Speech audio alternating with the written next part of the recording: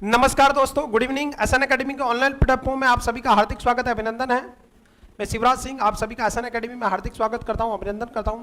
चलेगा बेटा, आज आपके लिए एक इंपॉर्टेंट अनाउंसमेंट, ऑफलाइन बैच का आज मैं काफी दिनों के बाद अनाउंसमेंट कर रहा हूं, लगभग 2-3 महीने के बाद। बेटा ऑफलाइन जो बैच है आपका आफ्टर नोट सेट शुरू होने वाला 19 सितंबर 2022 को।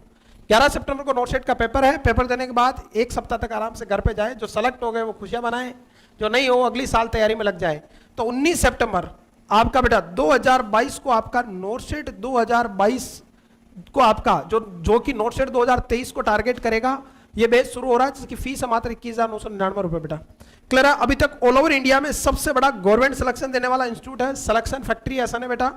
लगभग 25,000 से ज्यादा गवर्नमेंट सिलेक्शन है, चाहे ESIC की बात कर लो, आप नोट सेट एम्स की बात कर लो, CHO की, PGI, GMCH, हर जगह बेटा ये जो बैच है वो टारगेट करेगा आपका नोट सेट एम 2023 को, राजस्थान CHO को, राजस्थान स्टाफ नर्स को, ESIC 2023 को, UPPSC 2023 को, गुजरात PSC गुजरात में जिसमें आपको गुजराती ग्रामर भी पढ़ाएंगे, आपको AMC, VMC, Gujarat CHO, RRB, DSSB, आपका PGI चंडीगढ़, GMCH, जिपमर और निभांस को टारगेट करेगा बेटा। इस बैच के साथ, ऑफलाइन बैच के साथ क्या मिलने वाला, तो आपको 1 साल की वैलिडिटी तक का ऑनलाइन जो कोर्स है 8,999 का वो फ्री मिलने वाला आपको, सीधा सीधा 4,000 रुपए वाला क्रैश कोर्स फ्री मिलने वाला आपको, 25 रुपए की टेस्ट सीरीज आपको फ्री मिलेगी, ये सभी तीनों कंटेंट आपको फ्री मिलेंगे, कंप्लीट नोट्स मिलेंगे, फिजिकल नोट्स मिलेंगे आपको बेटा 2500 पेज के हैंड रिटन। क्लियर है? फ्री बैग और टी-शर्ट आपको मिल जाएगी, AC क्लासरूम मिलेगा, फ्री लाइब्रेरी फैसिलिटी और एम्स की सेंट्रल गवर्नमेंट आपको फैकल्टीज बढ़ेगी बेटा। इसके अलावा बेटा आपका हॉस्टल फैसिलिटी अवेलेबल है बॉयज और गर्ल्स के लिए सेपरेट ऑफलाइन बैच के लिए, जो कि आपका 19 सितंबर को शुरू होगा। क्लियर? बैच ज्वाइन करने के लिए रजिस्ट्रेशन करा सकते हैं 8368066088 पे या 8686865368 पे बेटा। 2 दिन के डेमो फ्री रहेंगे 19 और 20 सितंबर को आपको बेटा। यहाँ जो एड्रेस रहेगा ऑफलाइन का वो रहेगा first floor Dhanlaxmi tower above IDBI bank, first Chopasni road near Shanichar ji का थान जोधपुर। और ये ऑफलाइन जो बैच है वो नोट सेट एम्स 2023 को, ESIC को, CHO को, अनाल्सो, एनक्लेक्स आपका, DSSB, RRB, इन सभी को मेन एग्जाम को, जो इंडिया में कोई भी नर्सिंग का एग्जाम है उसको टारगेट करेगा बेटा। और यहाँ पे बेटा पूरी डिटेल में आपको 5 मंथ तक कोर्स करवाया जाएगा, हर चीज आपको लिखवाई जाएगी, साथ में नोट्स भी दिए जाएंगे, यूनिट वाइज आपको टेस्ट सीरीज मिलेगी आपको ऑफलाइन और ऑनलाइन दोनों तरह से असिस्मेंट में आपका। और गवर्नमेंट की हर वैकेंसी की आपकी यहाँ तैयारी हो जाएगी, इंक्लूड है यहाँ पे माइक्रोबायोलॉजी, रिसर्च मैनेजमेंट, पूरी कंप्लीट MSN में पढ़ाने वाला हूँ, फंडामेंटल बगाराम सर पढ़ाने वाले हैं आपको, साइकेट्रिक और CHN है वो आपको जितेंद्र सर पढ़ाने वाले हैं, और भी फैकल्टीज आपके साथ बहुत सारी है हमारी, जो वो सारी की सारी स्टडी कराएगी आपको बेटा। और यहाँ पे even research management, maths, reasoning, current GK, computer science, आपका इंग्लिश, सब कुछ आपको पढ़ाया जाएगा, जो नोट सेट 2023 को या ESIC को आपको टारगेट करेगी बेटा। चलेगा। इसके अलावा 22 अगस्त से आपके बीते दिनों से 22 अगस्त से बेटा आपका ऑनलाइन बेस शुरू हो गया नोट सेट को, जो इन सभी वैकेंसी को तैयार करेगा। ये 8,999 में कोर्स अवेलेबल है। और जो स्टूडेंट है बेटा, जो आपके GNM second year, third year के, post BSc nursing third year को, उनको 3 साल तक का एक्स्ट्रा एक्सेस मिल रहा है, तो आज ही कोर्स ज्वाइन करें और एक्स्ट्रा एक्सेस का फायदा मिला है बेटा। चलेगा। गुड इवनिंग टू ऑल बेटा। और यहाँ पे भी फ्री क्रैश कोर्स वगैरह मिलेगा आपको, 8368066088 पे कॉन्टेक्ट करेंगे। चलेगा बेटा, क्लासेस की शुरुआत करते, थॉट ऑफ द डे है, और आज की थॉट ऑफ द डे है कि मेहनत करो, फल मिलेगा, आज नहीं तो कल मिलेगा। सफलता एक दिन में नहीं मिलेगी, लेकिन एक दिन जरूर मिलेगी। मेहनत कीजिएगा और छोटे छोटे परिवर्तन कीजिएगा, क्योंकि छोटी छोटी बातें और सिलेक्शन। आपको पता है कि कल आपका GMCH का पेपर हुआ बेटा, और मैं ज्यादा तो नहीं कहूंगा, लेकिन 95% सीधे MCQ SN एकेडमी से आया बेटा, और एक एक वर्ड जो पढ़ाया वो आया हुआ है। चाहे आप नोट्स उठा के देख लो, जो लोग आपके ऑफलाइन ऑनलाइन बैच के स्टूडेंट है वो नोट्स उठा के देख लो, या जो यूट्यूब पे क्लासेस ले रहे हैं, आप सीधे सीधे 95% तक MCQ आए। 1-2 क्वेश्चन की तो हम भी गारंटी नहीं लेते बेटा। चलेगा। पहला क्वेश्चन आपकी स्क्रीन पे देखिएगा, ये मैंने आपको ट्यूबरक्लोसिस में आपको डिटेल में पढ़ाया था। Which of the following anti tubercular drug cause red orange discolouration of the urine. मैं वेलकम करूंगा बगाराम जी सर का एक बार आप सभी के बीच में आए, और हम बीच बीच में आपको क्लासेस करवाते रहेंगे बेटा। कैसे हैं आप सब लोग? सबको गुड इवनिंग्स। आज का अपना पेपर GMCS उसको सॉल्व कराने जा रहे हैं। आवाज़ आ रही है? All is clear? साथ में शिवराज सर और हम दोनों मिलकर के आज आपको पूरे के 100 क्वेश्चन सॉल्व किए जाएंगे, ठीक है ना। और पूरी कोशिश की जा रही है कि जहाँ तक आपको आंसर की प्रोवाइड की जा रही है वो एक्यूरेट आंसर की बनाई है, इसलिए आपको टाइम लगा है कल से आज होने में, ठीक है ना। बड़े लेट हो जाए लेकिन आपको आंसर गलत नहीं बताए जाएंगे। चलो क्लास को कंटिन्यू स्टार्ट करते हैं। अपन चलेगा बेटा, आप इधर खड़े हो, चलेगा। Which of the following tubercular drug cause red orange discolouration of the urine. तो एटीटी की बात करें अपन, according to RNTCP revise national tuberculosis control programme 1992, हमारे पास में क्लियर बच्चों, आरएनटीसीपी के तहत आपको एटीटी थेरेपी चलती है, एंटी कोज ट्रीटमेंट चलता है बेटा। और इसके अंदर अपन ये पूछ रहा है कि रेड डिस्कलेशन कौन करती है, तो आपकी रिफाम्पिसिन। इसका पूरा नाम लिखना, रिफाम्पिन नहीं है, रिफाम्पिसिन है बेटा।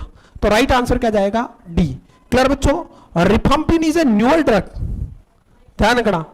क्लियर बच्चों, नेक्स्ट देखिएगा, स्ट्रेप्टोकाइनोज है जो एकमात्र एटीटी है जो किस रूट से दी जाती है, आईएम से, और इसका साइड इफेक्ट क्या, ओटोटॉक्सिसिटी। और प्रेगनेंसी में क्या है, कॉन्ट्रा इंडिकेटेड बेटा। आइसोनिजिट जो कि आपकी ड्रग ऑफ चॉइस है किस केस में, ट्यूबरकुलोसिस में, चाहे प्रेग्नेंट लेडी हो या नॉर्मल पर्सन हो। क्लियर बच्चों, और यहां पे जो देखिएगा, यहां पे जो रहेगा आइसोनिजिट का ड्रग ऑफ चॉइस है ट्यूबरकुलोसिस में, ये बेटा आपका जो इसका मोस्ट कॉमन साइड इफेक्ट है वो पेरिफेरल न्यूरोपैथी। कौन सा न्यूरोपैथी है, पेरिफेरल न्यूरोपैथी है। और इसके ट्रीटमेंट के लिए अपन एंटीडोट क्या देते हैं, विटामिन B6। क्लियर, इसके अलावा transit memory loss, photophobia, hepatotoxicity produce करती है। इथेम्बुटोल जो है वो किसको डैमेज करती है बेटा, ये कैसी है, बैक्टीरियोस्टैटिक है, ये कैसी है, और ये किसको डैमेज करती है, ऑप्टिक नर्व को। तो पर्सन को क्या हो सकती है, ब्लाइंडनेस। तो यहां पे राइट आंसर क्या जाएगा, ए जाएगा बेटा। क्लियर है, नेक्स्ट देखिएगा बेटा, नेक्स्ट क्वेश्चन आपकी स्क्रीन पे, absence of bowel sound and abdominal distension after abdominal surgery indicate. किसी मरीज की एब्डोमिनल सर्जरी करी है, एब्डोमिनल रीजन में कोई भी सर्जरी करी है, तो सर्जरी के दौरान आपका बेटा वेरी वेरी इंपॉर्टेंट, कौन सा, आपका इंटेस्टाइन के चारों तरफ जो इंटेस्टाइनल प्लग्जेस है, जिनको अपन क्या बोलते हैं, एंटेरिक प्लग्जेस, वो आपके डैमेज हो सकते हैं। और अगर ये डैमेज हुआ तो पेशेंट को क्या हो सकता है, पैरालिटिक इलियस। तो राइट आंसर क्या जाएगा, सी। कुछ क्वेश्चन इसमें बहुत इजी है बेटा, लगभग 80 क्वेश्चन 100 में से सीधे हैं, लेकिन 20 क्वेश्चन आपका भविष्य डिसाइड करेगा, और वो ऐसे में बताएगी कि क्या राइट आंसर जाएगा बेटा। क्या बेटा, पैरालिटिक इलियस। अगर कोई पेशेंट को एब्डोमिनल सर्जरी हुई है तो 3 डेज तक पेशेंट को क्या रखना है, एनपीओ रखना। कितने दिन तक, 3 दिन तक पेशेंट को पूरी तरह से क्या रखना है, एनपीओ रखना है। और अंटिल, देखिएगा, अंटिल बाउल मूवमेंट रिटर्न, या तो बाउल मूवमेंट रिटर्न हो जाए या अंटिल क्या हो जाए, फ्लेटस पास हो जाए, तब तक आपको क्या रखना है, एनपीओ। अगर 3 दिन के बाद भी अगर बाउल मूवमेंट नहीं हो रहे तो किसको इन्फॉर्म करोगे, इन्फॉर्म द फिजिशियन। क्लियर बच्चों, तो पैरालिटिक इलियस का खतरा। तो नेक्स्ट देखिएगा, तो यहां राइट आंसर क्या जाएगा बेटा, C is the right answer.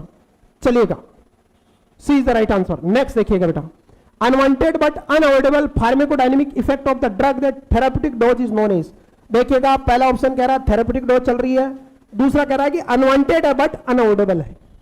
क्या है, अनवांटेड अनअवॉइडेबल है, लेकिन therapeutic dose, therapeutic normal dose, जैसे पीसीएम 1 ग्राम आईवी क्यूआईडी दे रहे हैं आप, तो ये एक नॉर्मल रिकमेंडेड डोज है किसी अडल्ट में पीसीएम की बेटा। क्लियर है, ये देने के बाद भी आप चाहकर भी अनवांटेड और इनको अवॉइड नहीं कर सकते हो, जबकि डोज कैसी चल रही है, थेराप्यूटिक। तो ऐसे साइड इफेक्ट क्या कहलाते हैं, ऐसे इफेक्ट क्या कहलाते हैं, साइड इफेक्ट। कोई डाउट है? और अगर यही क्या होता, हाई डोज, किसकी वजह से, हाई डोज की वजह से, अगर कैसे यहां पे अगर हाई डोज होती क्या होती है, तो आंसर क्या जाता, टॉक्सिक इफेक्ट बेटा। इडियोसिंक्रेसी बेटा अननोन इटियोलॉजी की वजह से होती है। क्लियर है, और ये जेनेटिकली डिटरमाइन होती है इडियोसिंक्रेसी। क्लियर बेटा, और हाइपरसेंसिटिव रिएक्शन भी क्या होती है, जेनेटिकली डिटरमाइन होती है, ये भी जैसे किसी को एस्पिरिन से एलर्जी होती है वगैरह। तो यहाँ राइट आंसर क्या जाएगा, क्वेश्चन को अनवांटेड बट, और ये एम्स लाइक का क्वेश्चन है बेटा, ये बढ़िया क्वेश्चन आपका, जीएमसी का कुछ हद तक पेपर बहुत अच्छा आया है, चलेगा, इजी है, 1 line year. Which of the following is the organism that cause peptic ulcer in आपका बेटा यूरिन डिजीज। क्लियर है, तो स्टेफिलोकोकस, कॉर्निबैक्टीरियम, हेलिकोबैक्टीरिया, स्टेप्टोकोकस, तो कौन सा, देखिएगा बेटा, यहां पे राइट आंसर क्या जाएगा, हेलिकोबैक्टर पाइलोरी आपका पेप्टिक अल्सर करता है, और यही किसकी रिस्क प्रोड्यूस करता है बेटा, गैस्ट्रिक अल्सर की। कोई डाउट है, हेलिकोबैक्टर पाइलोरी। क्लियर बच्चों, कॉर्निबैक्टीरियम डिप्थीरिया क्या करता है, डिप्थीरिया पर करता है बेटा, अरे क्या करता है, डिप्थीरिया, जिसको अपन क्या बोलते हैं, हुपिंग कप, बार्किंग कप बोलते हैं इसी को। क्लियर, और इसमें कौन सा टेस्ट करते हैं, सिक टेस्ट। कौन सा टेस्ट है, सिक टेस्ट। और बताओ बताओ डिक टेस्ट किस में करते हैं, बताइए, डिक टेस्ट किस में करते हैं, मेरा क्वेश्चन ये बेटा। सिक टेस्ट तो करते हैं आप कॉर्निबैक्टीरियम डिप्थीरिया में, अरे बस में, बताइए बच्चों, डिक टेस्ट किस में करते हैं, यस। और डिप्थीरिया का दूसरा नाम क्या है? व्हूपिंग कफ, बार्किंग कफ, या इसी को बोलते हैं 100 डे डिजीज। जबकि 3 डे डिजीज किसको बोलते हैं? 3rd डिजीज जर्मन मीजल्स को। 3rd डिजीज किसको बोलते हैं? 3rd डिजीज किसको बोलते हैं? जर्मन मीजल्स को। ये सब पढ़ा रखे बेटा डिटेल में, आप नोट्स भी पढ़ लोगे ना तो कोई आपका बताइए। यस बेट, डिक टेस्ट किसमें करते हैं? स्कारलेट फीवर में। नेक्स्ट एक और क्वेश्चन है, सुन लेना, एम्स लाइक। कान टेस्ट किसमें करते हैं?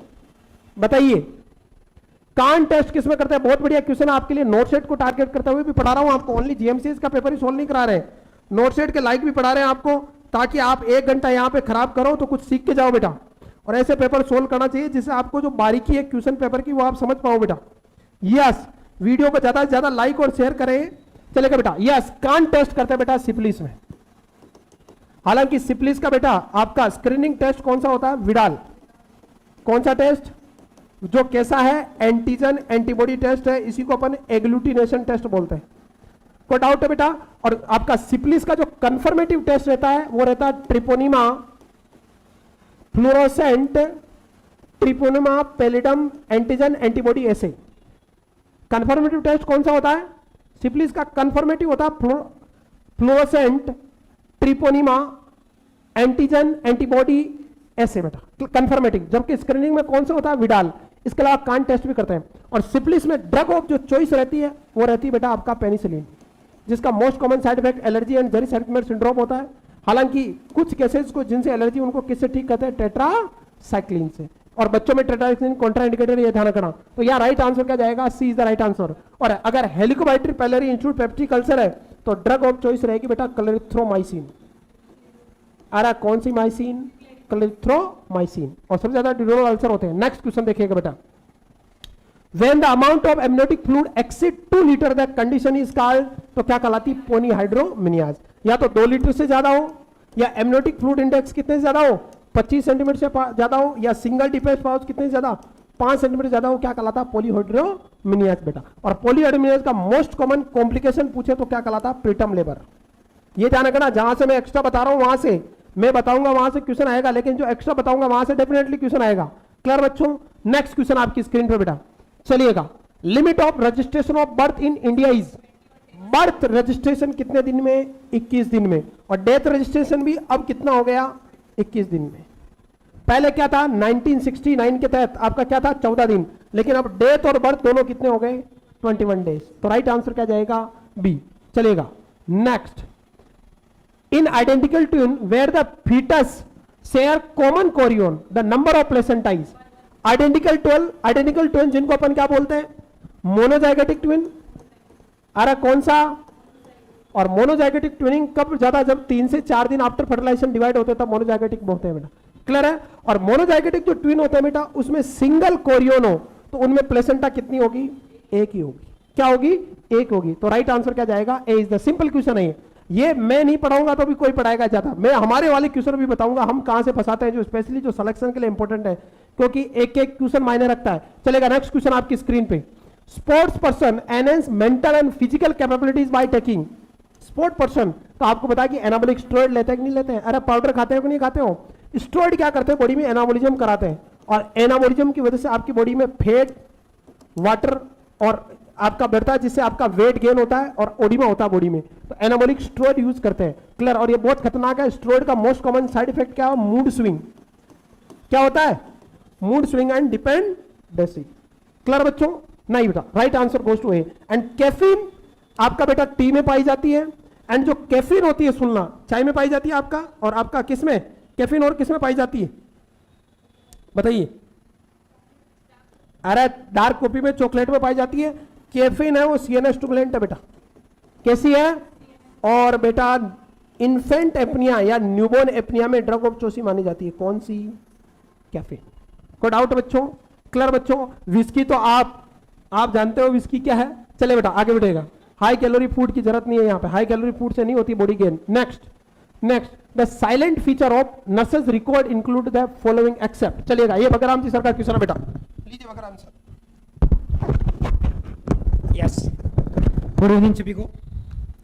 यस, नेक्स्ट आपके साथ silent feature of nurses record include all of the following except. जब अपन रिकॉर्ड और रिपोर्ट की बात करते हैं तो नर्स उसमें से क्या क्या ध्यान रखेगी, मैंने आपको कुछ उसके पॉइंट्स बता रखे हैं कि जब अपन कुछ रिकॉर्ड्स की बात करते हैं तो आपको वहाँ पर क्या क्या चीज़ ध्यान नहीं है। तो ओवर राइटिंग कभी नहीं करना है।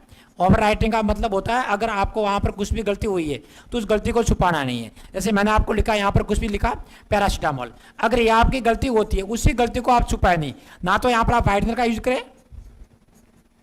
व्हाइटनर का कभी भी आपको यूज नहीं करना है। फिर उसको मिटाएंगे कैसे, तो जस्ट आपको सिंपल से एक लाइन खींचनी है, उसको सिर्फ एक लाइन से क्रॉस करें, वहाँ पर उसके नीचे आपको 4 थिंग्स लिखनी है। आपका नाम होना चाहिए, किसने उसको काटा है, उसके साइन होना चाहिए, जो आदमी काट रहा है, इंसान काट रहा है, स्टाफ उसको कट कर रहा है, टाइम और डेट, खाली टाइम जरूरी नहीं है और खाली डेट भी नहीं, किस तारीख को कितने बजे, 2 3 4 चीजें होगी, ये आपको सिंपल से काटना है। व्हाइटनर का यूज ना करें, पेज को फाड़े नहीं और पूरा ही नाम मिटाए।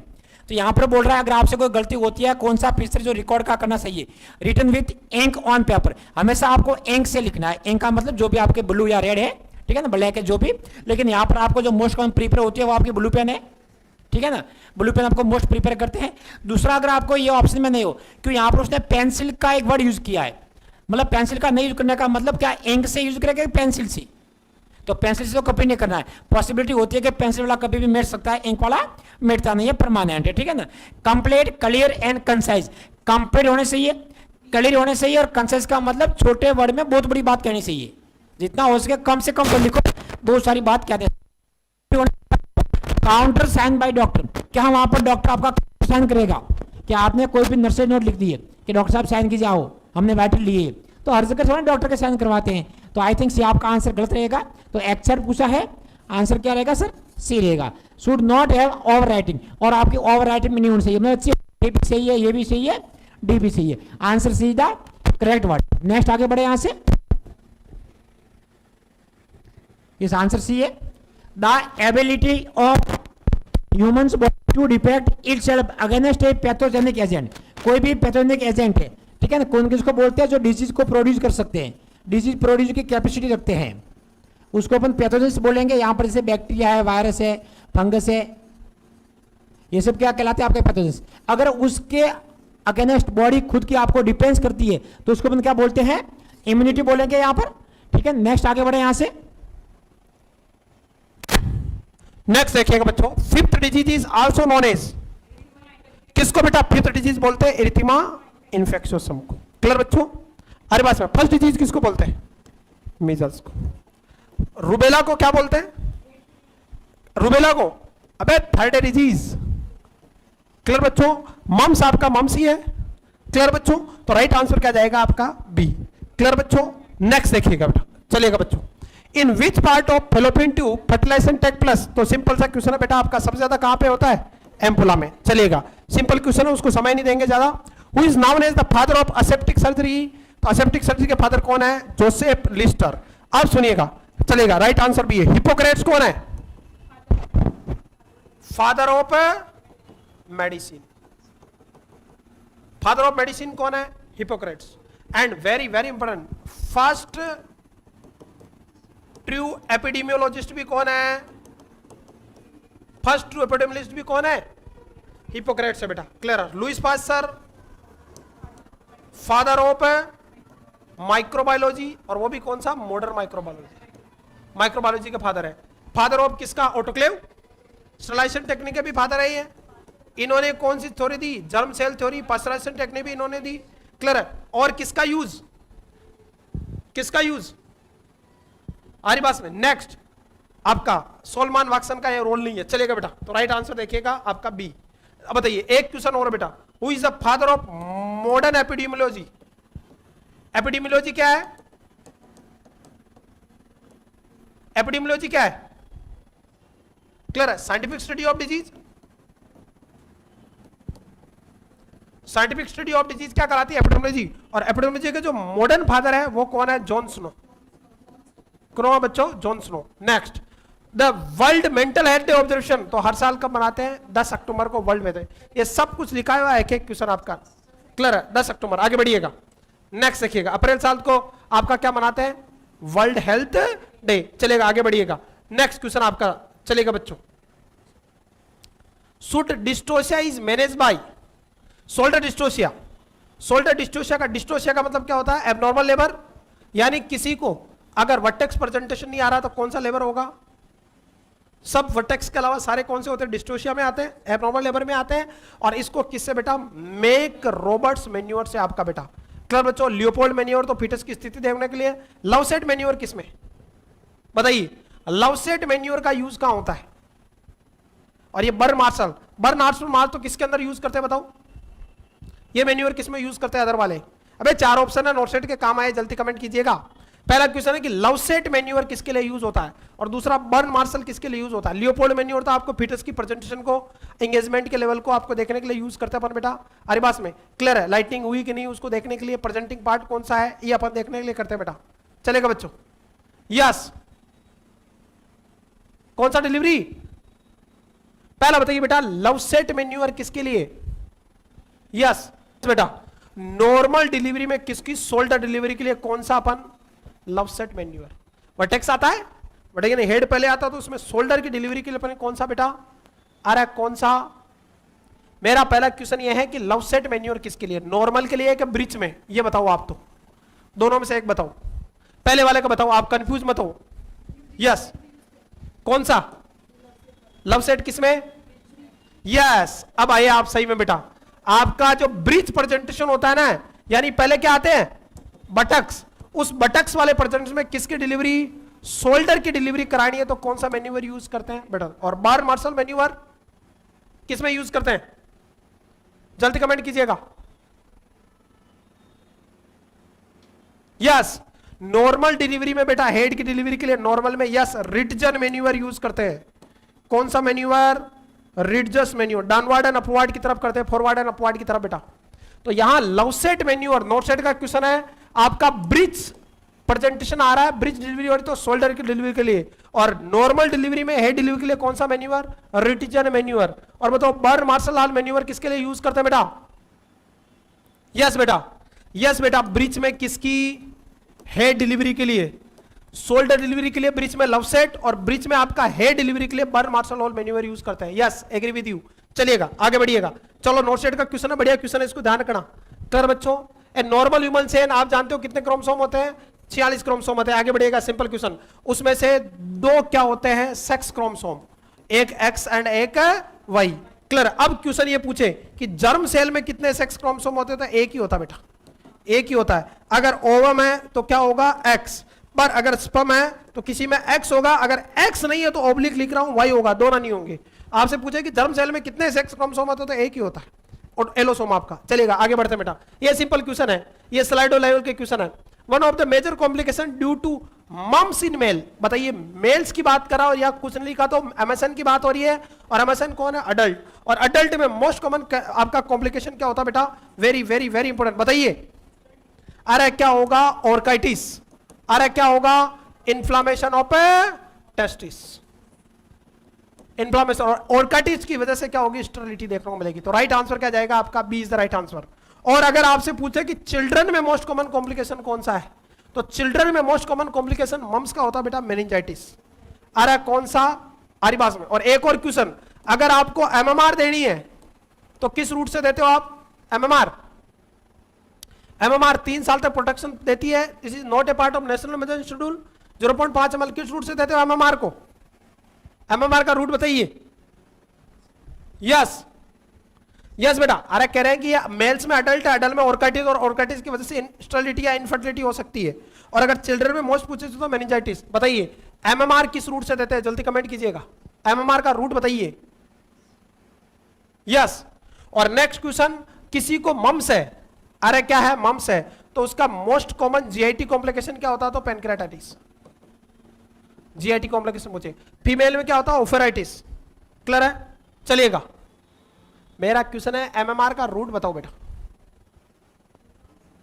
यस, सबका बढ़िया जवाब है। कौन सा? सब क्यूटेनियस रूट।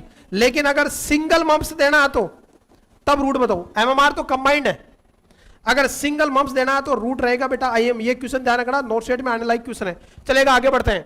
चलेगा, कुछ क्वेश्चन पढ़ा रहा हूं, 100 के 500 बता के पढ़ाऊंगा, don't worry. Pulse pressure is defined as, pulse pressure क्या है? Difference between systolic and diastolic pressure. चलेगा, जो कि कितना होता है? 40 mm ऑफ एचजी। चलेगा नेक्स्ट क्वेश्चन। नेक्स्ट क्वेश्चन आप तो राइट आंसर क्या जाएगा ए, चलेगा। The main aim of a nursing care plan of a assistant mobility bed side would be, चलेगा। ये क्वेश्चन लीजिए बेटा बगराम सर का आपका, चलिएगा। Yes, are you ready? सब तैयार हो क्वेश्चंस के लिए? नेक्स्ट क्वेश्चन आपके सामने है, the main aim of nursing care plan for assisted mobility of bed side. ठीक है, नर्सिंग केयर प्लान की बात हो रही है, assisted mobility at bed side. जब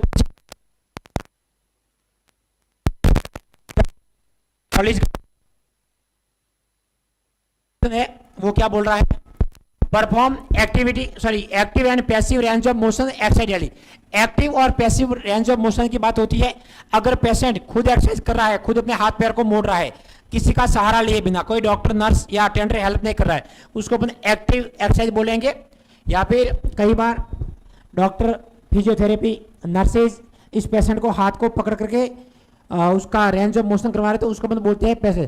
तो ये तो आपको बिल्कुल रहेगी। दूसरा बोल रहा है promote independence during exercise and activity. Patient को जितना हो सके तो को इंडिपेंडेंस मतलब खुद करने की कोशिश कीजिए, मतलब आपको पैसिव पे ज्यादा सहारा नहीं रख करके एक्टिव पे लाना है पेशेंट को। आप पैसिव कब तक कराओगे? पहले अपन सिखाते हैं, फिर 2 4 10 दिन बाद क्या बोलेंगे, आप खुद हाथ को मोड़िए। तो आपको पैसिव से एक्टिव पे लाना, वो होती है आपके इंडिपेंडेंट। मतलब आंसर में क्या करोगे सर, दोनों ही होती है, ए और बी। ठीक है ना? यस। और अमूमन ऐसे क्वेश्चन सही होते हैं जिसमें ए बी और सी में कुछ पूछ जाए कि क्या ऊपर के दोनों सही है। मैक्सिमम पॉसिबिलिटी होती है कि ऐसे क्वेश्चन में बहुत आंसर राइट जाते हैं। आजकल वो डी वाला ऑप्शन नहीं है कि सर ए बी सी और लास्ट में डी आएगा तो सब सही होंगे, वो वाला कंसेप्ट बहुत कम है आजकल। Next, the role of nurse in a comprehensive management plan for depressed patient would essentially include. ये साइकेट्री का क्वेश्चन है। वैसे जितेंद्र सर आज कुछ काम से बिजी है तो भी नहीं करवा पाए। डिप्रेस्ड पेशेंट के बोल रहा है प्रेस्क्राइब एंटी डिप्रेसेंट्स, कोई अभी जरूरी नहीं होती है एकदम से। Evaluation of medical conditions and course of disease, provide psychology support and cognitive behaviour therapy, है ना? तो उसके लिए क्या होता है कॉग्निटिव। नेक्स्ट क्वेश्चन आपके स्क्रीन में, after the following are preventable hospital acquired infection except. कौन सा हॉस्पिटल एक्वायर्ड इंफेक्शन नहीं है? Ventilator associate pneumonia, cheater associate, catheter associate, urinary tract infection, cannula associate या ड्रग एसोसिएट। इससे पहले वाला क्वेश्चन अपन डिस्कस कर लेते हैं बेटा। ये तो बगैर जी का क्वेश्चन आपका कह रहा है कि nurse is comprehensive management plan to depress patient would be essentially include. Depress patient, depression का मेन कारण क्या रहता है बॉडी में? डिक्रीज सीरोटोनिन, कौन सा न्यूरोट्रांसमीटर? क्लियर। और depression is the leading cause of suicide. इसके अलावा इंडिया और चाहे वर्ल्ड में सबसे ज्यादा साइकोलॉजिकल प्रॉब्लम ही कौन सी होती है? डिप्रेशन ही होती है। सबसे ज्यादा साइकोलॉजिकल प्रॉब्लम डिप्रेशन ही है। तो बेटा providing psychological support through the cognitive behaviour therapy. So right answer goes to C बेटा। चलिएगा नेक्स्ट क्वेश्चन। पकौड़े खाने में बिजी थे सब लोग।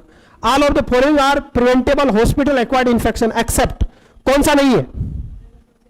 वेंटिलेटर एसोसिएटेड निमोनिया बिल्कुल रोक सकते हो, कैथेटर एसोसिएटेड निमोनिया बिल्कुल रोक सकते हो, कैनला एसोसिएटेड निमोनिया आपका प्रॉब्लम हो सकते हो, लेकिन कौन सा ड्रग एसोसिएटेड टॉक्सिसिटी का कोई लेना देना नहीं है बेटा। और मोस्ट कॉमन आपका बेटा iatrogenic इन्फेक्शन कौन सा है?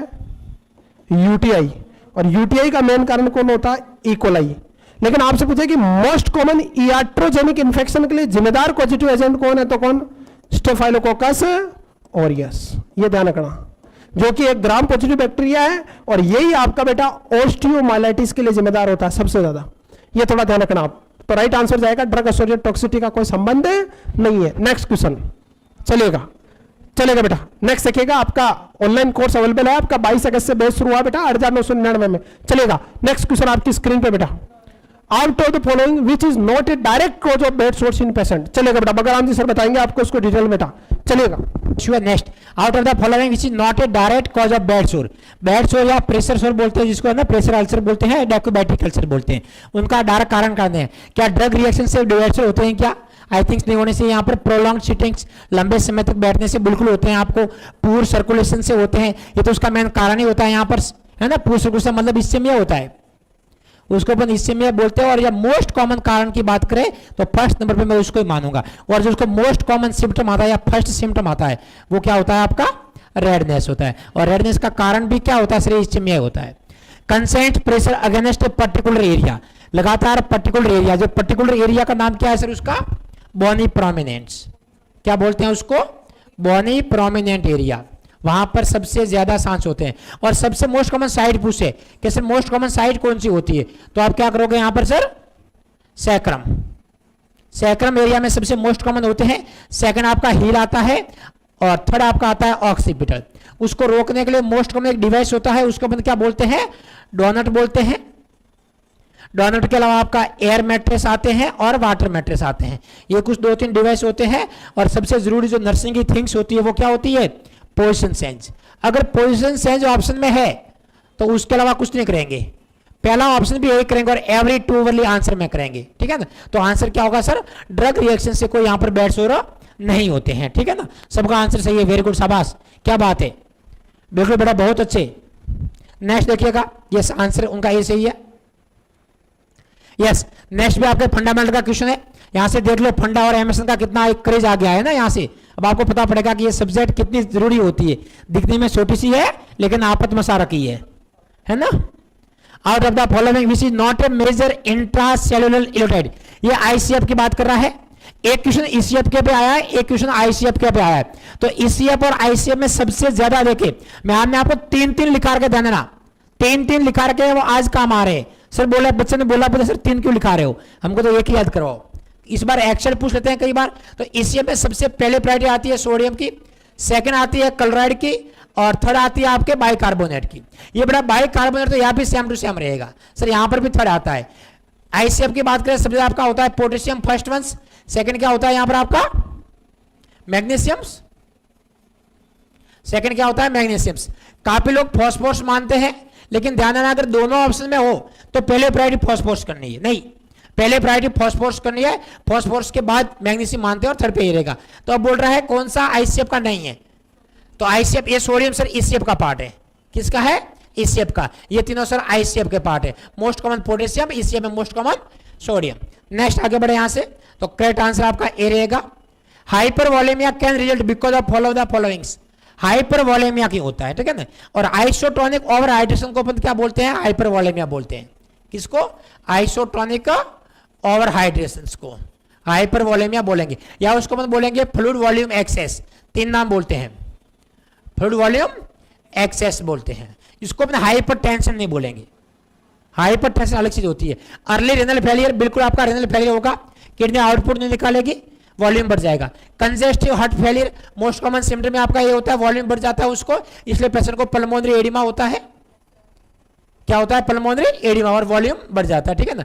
डायरिया, इस डायरिया के अंदर क्या होता है सर, फ्लूइड लॉस होता है, फ्लूइड लॉस होता है। तो ये तो आपके फ्लूइड वॉल्यूम डेफिशिएंट का कॉज रहेगा, तो डार्क आंसर रहेगा सर यहां से C answer correct. Excessive sodium injection, जैसे आप सोडियम लोगे तो सोडियम के साथ में क्या होता है आपका, यहां पर वाटर इनटेक रहेगा, है ना। अगर वाटर इनटेक नहीं भी रहा तो ये सेल से पानी को खींच लेगा, ऑस्मोलिटी बढ़ा करके। क्या बढ़ाता है सर ये, ऑस्मोलिटी। अगर आप पानी नहीं पियोगे तो ये सेल से पानी को अपनी तरफ ले लेगा, मतलब वॉल्यूम कैसे भी करके बढ़ाएगा। तो आंसर डायरेक्ट सी है, इधर दिमाग लगाने वाला यहाँ पर कुछ है नहीं आपको, है ना। Nursing medications error most commonly observe in acid, very important question. ये क्वेश्चन मेरा 9 शर्ट का भी बन सकता है ना, ये क्वेश्चन 9 शर्ट का बन सकता है।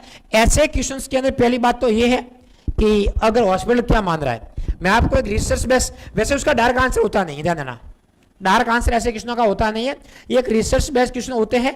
हम ऐसी रिसर्च करते हैं कि मोस्ट कॉमनली नर्सिंग गलतियां कहाँ होती है ना, तो वहां पर बात आती है कि हॉस्पिटल के अंदर ही पूछा है कि नर्सिंग जो हॉस्पिटल के अंदर काम कर रही है मोस्ट कॉमन गलती कहाँ कर रही है, related to medication error, medication में गलती, error related to wrong doses and influenza.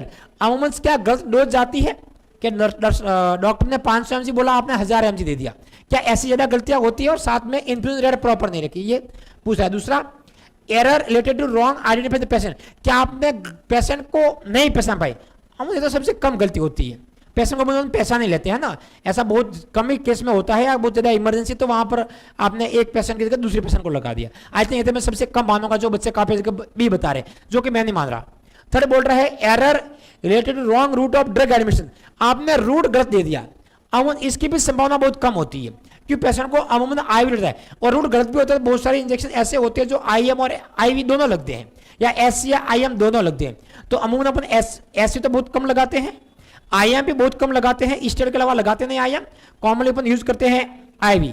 तो यहां तक कि मेरी संभावना का बहुत कम होता है। रिसर्च बेस जो यहां पर स्टडी बोल रही है वो आपको ये बोल रही है कि रॉन्ग ड्रग बिन, कई बार गलत दवाई चली जाती है, ये एक ज्यादा रिसर्च बेस पे है। अब देखो जीएमसीएच फाइनल क्या मानता है, रिसर्च बेस बोलती है कि गलत दवाई ज्यादा जाती है कंपेयर टू गलत डोज। ध्यान रखना, डोज अमाउंट फिर भी जाती है, गलत दवाई ज्यादा जाने की संभावना होती है, ठीक है ना। तो अब जीएमसीएच इसको मान दिया, उसको मानती है, ठीक है ना। तो उन दोनों में से कौन कौन जीएमसीएच यहां पर मानेगी, रिसर्च के तौर पे यहां पर डी ज्यादा राइट है कंपेयर टू ए, ठीक है ना। ये कई बार एविडेंस बेस्ड क्वेश्चंस होते हैं, ठीक है। नेक्स्ट देखिएगा,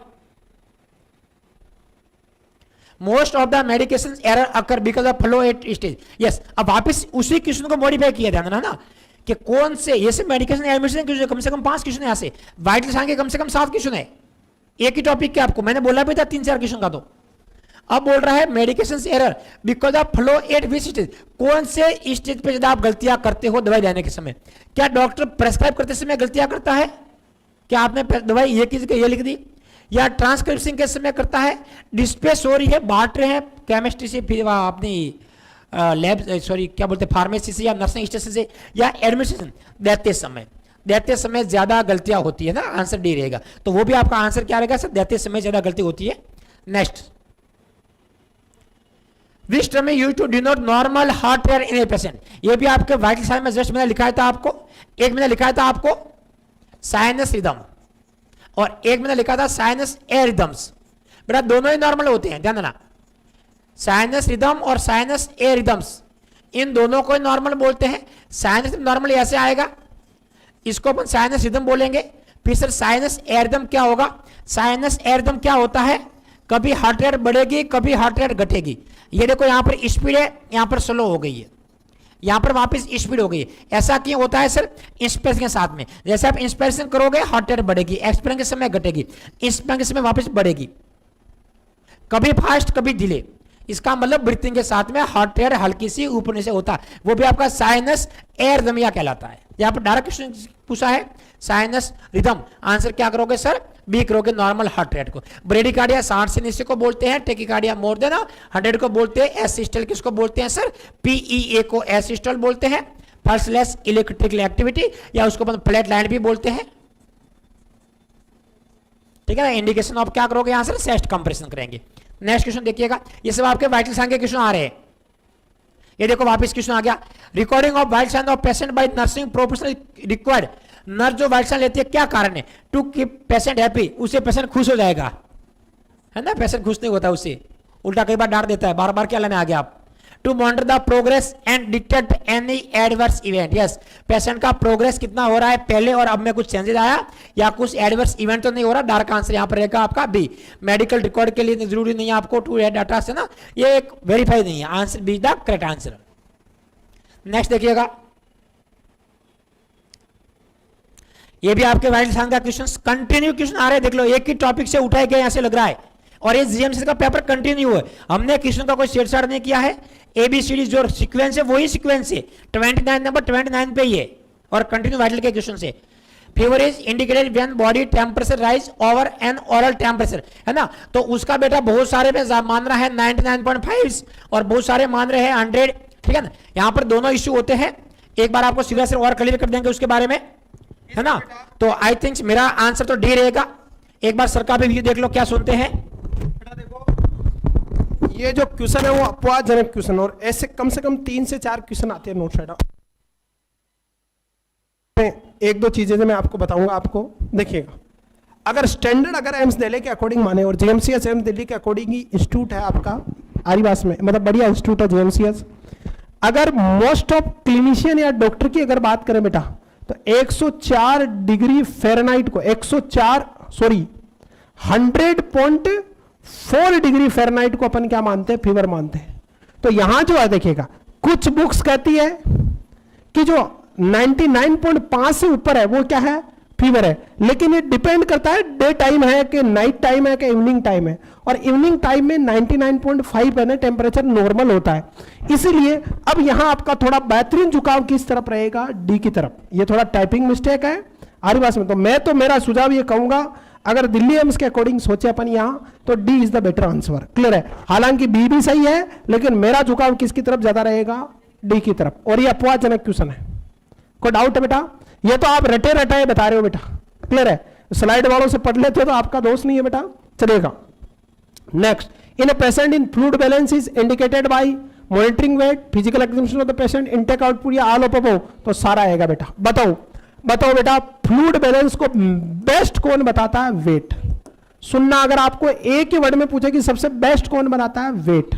कोई डाउट है? फिर आता है इनटेक आउटपुट, फिर फिजिकल एग्जामिनेशन में कौन सी टर्गर, स्किन टर्गर वगैरह, आपका आई का बेटा वेरी इंपॉर्टेंट, आई का वगैरह। तो बेस्ट तो क्या रहता है? Monitoring the weight. बाकी और भी, इसलिए राइट आंसर क्या जाएगा? डी जाएगा। आरे पास बच्चों, अब बताइए क्वेश्चन जो कह रहा है आपका, बताइए आपकी बॉडी में फ्लूइड बैलेंस कौन करता है? किडनी। आरे पास में आपकी बॉडी में इलेक्ट्रोलाइट बैलेंस कौन करता है? एंडोक्राइन सिस्टम, याद रहेगा।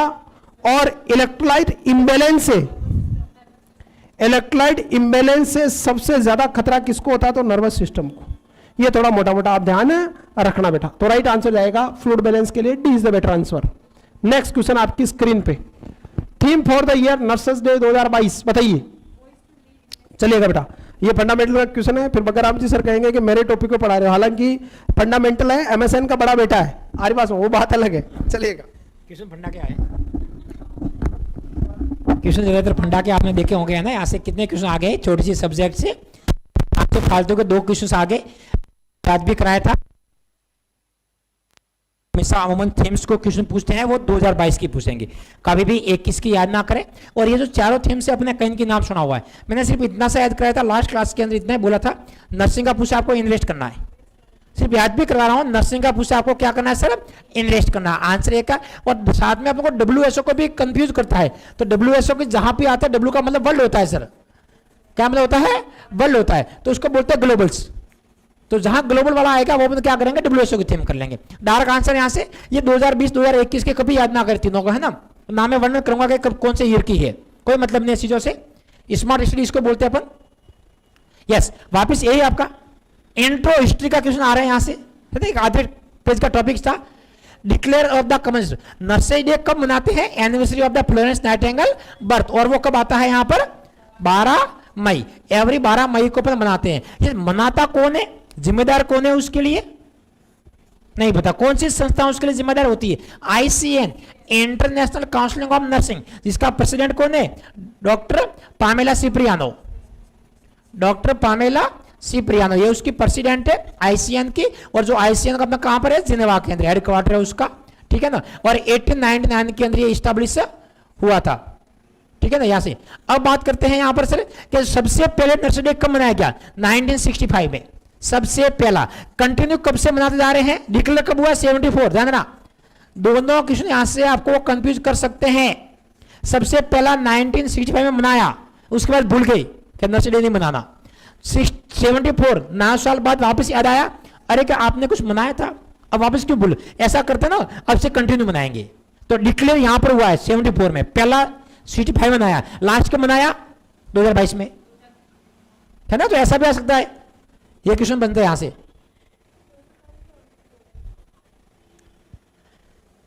Identification of health given by the WHO की जो परिभाषा होती है हर एग्जाम में रटी जाती, क्या उसकी परिभाषा होती है? फिजिकल, मेंटल और सोशल। तो इसका मतलब आंसर क्या रहेगा सर? यहां से डायरेक्ट वोकेशनल रहेगा, है ना? स्पिरिचुअल को रिमूव कर दिया गया, ध्यान रखना। Spiritual is not A part of the health definition. Normal 3 नहीं आती आपका, 1 2 3। नेक्स्ट क्वेश्चन देखिएगा। यस, ये आपके सर बताएंगे, इसको एमएसएन का क्वेश्चन आ गया है।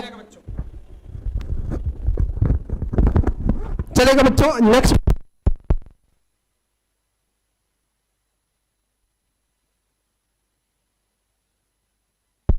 चलेगा बच्चों। All of following disease can be affected by lifestyle behaviour except पूछा है, तो बताइए बेटा। कार्डियोवैस्कुलर डिजीज लाइफस्टाइल से डिपेंड करती है, like obesity, high fat diet cardiovascular करती है। कैंसर बिल्कुल आपका एनवायरनमेंट और दोनों कारण रहते हैं, फिजिकल। हाइपरटेंशन भी जिम्मेदार है, जैसे हाई साल्ट वगैरह। लेकिन डायबिटीज फर्स्ट जो होती है वो कौन सी होती है? जेनेटिक। कौन सा क्रोमोसोम? 11वां क्रोमोसोम पे आपका प्रॉब्लम होती है, इसीलिए डायबिटीज होती है। क्लियर बच्चों? तो ये लाइफस्टाइल से रिलेटेड नहीं है। कौन? डायबिटीज। डायबिटीज है मोस्टली हेरिडिटरी, वो भी स्पेशली फर्स्ट। कौन? फर्स्ट और सेकंड दोनों हेरिडिटरी होती है मोस्टली। चलेगा, नेक्स्ट आगे बढ़ते बेटा, जल्दी कमेंट करते रहिएगा। Yes, health promotion activity that can be regularly practice by nurses include, अगर कोई नर्सिंग ऑफिसर है और हेल्थ प्रमोशन कर रहा है एक्टिविटीज, तो क्या क्या करेगा? पहला, motivated patient for healthy lifestyle behaviour, बिल्कुल सही है। रेगुलर साइकोलॉजिकल काउंसलिंग, बिल्कुल सही है। काउंसलिंग ऑफ फैमिली मेंबर, बिल्कुल सही है। तो राइट आंसर का जाएगा ऑल ऑफ अबव। क्लियर है? छोटे बच्चों की तरह पेपर आएगा, कुछ क्वेश्चन आपके अच्छे आए यहाँ पे, तो राइट आंसर है डी बेटा। Next question, the urinary output of patient of the best indicator of, urinary output किसका है? तो बेटा किडनी फंक्शन का है। सिंपल सा क्वेश्चन है, इसमें कुछ ज्यादा माथापच्ची नहीं करना आपको, इसका कोई एक्सप्लेनेशन नहीं देना है। The fluid and electrolyte balance in a patient can be easily assist by, fluid और इलेक्ट्रोलाइट दोनों, तो किसके द्वारा आपका बेटा? वेरी वेरी इंपॉर्टेंट, सभी मेजर है, बीपी, पल्स, यूरिन आउटपुट सब कुछ जाएगा आपका, राइट आंसर डी जाएगा। सिंपल क्वेश्चन है। नेक्स्ट क्वेश्चन आपकी स्क्रीन पे बेटा, using gloves in absolutely mandatory in which of the following patient care, gloves पहनना किस केयर में बहुत जरूरी है बेटा? मेडिकेशन एडमिनिस्ट्रेशन में, perennial care after child birth, medication में उतना जरूरी नहीं है, स्ट्रिक्टली जरूरी नहीं है। कोई डाउट है? जैसे ओरल टेबलेट दे रहे हो तो कहां जरूरी है आपका? हैंड वॉश होना चाहिए बस। फिजियोथेरेपी में बिल्कुल जरूरत नहीं है, रिकॉर्डिंग वाइटल में जरूरत नहीं, तो बेस्ट क्या? Perennial care after child birth. तो यहाँ सेप्सिस का खतरा है, इसलिए आपको बेटा क्लियर, तो राइट आंसर बी जाएगा, B is the better answer. चलिएगा नेक्स्ट क्वेश्चन आपकी स्क्रीन पर, बहुत बढ़िया बेटा, क्लास को लाइक, शेयर और सब्सक्राइब करें। Normal urinary output is anywhere between, normal urine output कितना होना चाहिए? तो बेटा 30 ml पर आवर से क्या होना चाहिए? ज्यादा होना चाहिए आपका नॉर्मल यूरिन आउटपुट, या 24 आवर्स में 1000 से कितना? 1500 ml तक होना चाहिए। क्लियर है? तो अगर पर केजी वो बॉडी वेट में निकाले तो 60 किलो का आदमी होता है, एवरेज 60 से 70, तो 0.5 से लेके 1.5 ml पर केजी वो बॉडी वेट, राइट आंसर जाएगा आपका। क्लियर? और कोई पैरामीटर मैच नहीं खा रहा, तो राइट आंसर ए जाएगा। चलेगा, 30 ml पर आवर से ऊपर होना चाहिए यूरिन आउटपुट।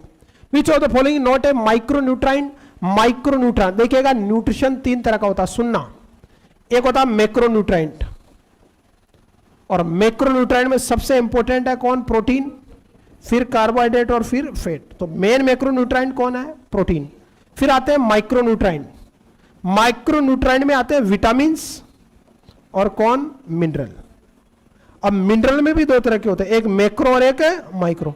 मैक्रो में होता है sodium, potassium, chloride, magnesium, phosphorus, और माइक्रो में होता है आयरन, आयोडीन, ऐसी चीजें। तो यहां पे कौन सा माइक्रोन्यूट्राइंट है? तो जिंक। कौन है? जिंक आपका आरिबास में। क्लियर है? क्लियर है? तो यहां पे अब देखिए, अब ये क्वेश्चन क्या पूछ रहा है? नोट। क्वेश्चन को समझना, क्या पूछ रहा है? नोट। तो बेटर आंसर क्या जाएगा? प्रोटीन, क्योंकि प्रोटीन माइक्रोन्यूट्राइंट नहीं है, क्या है? मैक्रोन्यूट्राइंट। तो राइट आंसर क्या जाएगा? सी। इसके अलावा आपको पूछे कि न्यूट्रिशन में वाइटल एलिमेंट कौन है बॉडी में? Very very important. तो सबके पापा कौन है? बच्चों खड़े हो जाए, अब्बू आ रहे हैं, तो अब्बू कौन है? सबसे बड़ा अब्बू कौन है? वाटर। नॉट प्रोटीन बेटा, प्रोटीन के भी पापा कौन है? वाटर। आपका बॉडी में वाइटल एलिमेंट पूछे तो वाइटर है, मेन मैक्रोन्यूट्राइंट पूछे तो प्रोटीन है। आरिबास में सबसे ज्यादा आपका इलेक्ट्रोलाइट्स पूछे तो आपका कौन? कैल्शियम है। बोन में डेड की जो कैल्शियम पाया जाता है। चलिएगा, वाइटल एलिमेंट आपका वाटर रहेगा बेटा। Among at fats the category that should be minimally consume for healthy body are, health body के लिए कम से कम फैट कौन सी? तो सैचुरेटेड फैट कम से कम ले, और ये पाई जाती है किसमें? घी वगैरह में आपका। एनिमल फैट, कौन सी फैट है ये? घी, बटर के अंदर, और बुढ़ापे के साथ साथ इसको अवॉइड करना है। चलेगा बच्चों? राइट आंसर चलेगा। नेक्स्ट, इसी तरह की धमाकेदार क्लास देखने के लिए बेटा 3 साल के एक्सेस के साथ बेटा 8,999 में आपका बेटा रेगुलर बैच अवेलेबल है, जो 22 अगस्त से शुरू हुआ है। आज ही ज्वाइन करें, 8368066008 वाले नंबर पे कांटेक्ट करेंगे। चलेगा बच्चों। Next, amongst the following which is the correct measurement of urinary output, urinary output का ओंस, कप या 300 ml, तो 300 ml वर्ड बेटर रहेगा। 1 ounce बराबर कितना होता है ये बताओ? 1 ounce बराबर 30 ml या 27.5 ग्राम, 25 से 30 ग्राम होता है 1 ounce के बराबर। क्वार्ट कितना होता है? 1 क्वार्ट, अरे क्वार्टर आपका 250 ml, कितना? 450। पिंट हो गया ना वो, तो पिंट हुआ ना वो, तो क्लियर है? चलेगा। 1 पिंट कितने के बराबर होता है ये बताओ? 1 पिंट और 1 क्वांट कितना होता है? इनको बताइए बेटा। कप तो कितना होता है? 250 ml के आसपास, 240 से 250 ml के आसपास। क्वार्ट क्या होता है? यस, क्वार्ट क्या होता है? क्वार्ट ये बताइए। और पिंट का मतलब क्या होता है? पिंट कितना होता है? पिंट होता है बेटा 450 से 480 ml के आसपास। कोई डाउट है? चले आगे। और क्वाट, क्वाट कितने के बराबर होता है? यस, 940 बराबर 1 क्वाट, सही है, चलेगा। यस बेटा, 947 ml 1 क्वाट के बराबर होता है। अरे कोई डाउट है? और पिंट माना जाता है लगभग 480 ml के आसपास। अरे कितना? 450 से 480 ml के आसपास। क्लियर बच्चों? चले आगे, नेक्स्ट देखिएगा, चलेगा बेटा। C is the right answer. The most common micronutrient deficiency in India. India में सबसे ज्यादा किसकी कमी होती है? आयरन की। और इंडिया में सबसे बड़ा आयरन डेफिशिएंसी एनीमिया। कौन सा एनीमिया? आयरन डेफिशिएंसी एनीमिया, चाहे प्रेग्नेंट लेडी हो चाहे कोई हो। And this is the leading cause of maternal morbidity, not mortality, morbidity. Maternal morbidity rate के लिए सबसे ज्यादा जिम्मेदार कौन है? मोर्बिडिटी का मतलब रुग्णता दर। और मैटरनल मोर्टिलिटी रेट के लिए जिम्मेदार कौन है? PPH, postmortem haemorrhage. चलिएगा आगे बढ़ते हैं बेटा। The recommended antenatal visit for the pregnant woman in India. कोई भी प्रेग्नेंट वुमन, उसमें रिकमेंडेड एंटीनेटल वुमन कितनी होनी चाहिए बेटा? तो कम से कम कितनी होनी चाहिए? 4, अकॉर्डिंग टू किसके? WHO। और इंडियन गवर्नमेंट ने भी कितना कर दिया है? 4 ही कर दिया बेटा। क्लियर है? आगे बात में पहली कब करते हैं? 16 वीक पे, दूसरी 24 से 28 वीक पे, तीसरी 32 वीक पे और चौथी 36 वीक पे एंटीनेटल विजिट। क्लियर बच्चों? चलेगा। तो राइट आंसर क्या जाएगा बेटा? आरी बात में। अब एक और क्वेश्चन मेरा बेटा, क्लियर है? अकॉर्डिंग टू WHO एनीमिया कब कहेंगे? अगर कोई प्रेग्नेंट लेती है उसमें एनीमिया कब कहेंगे? जब हीमोग्लोबिन लेवल कितने से हो? WHO के अकॉर्डिंग 11 ग्राम पर DL से क्या हो? कम हो। और according to ministry of health and family welfare, ministry of health and family welfare के अकॉर्डिंग किससे कम हीमोग्लोबिन? 10 मिलीग्राम से, सॉरी 10 ग्राम पर DL से कम क्या कहलाएगा? एनीमिया। देखो WHO के अकॉर्डिंग 11 से कम और ministry of health and family welfare Bharat सरकार के अकॉर्डिंग 10 ग्राम पर DL से कम क्या माना जाएगा? एनीमिया माना जाएगा। चलेगा next question.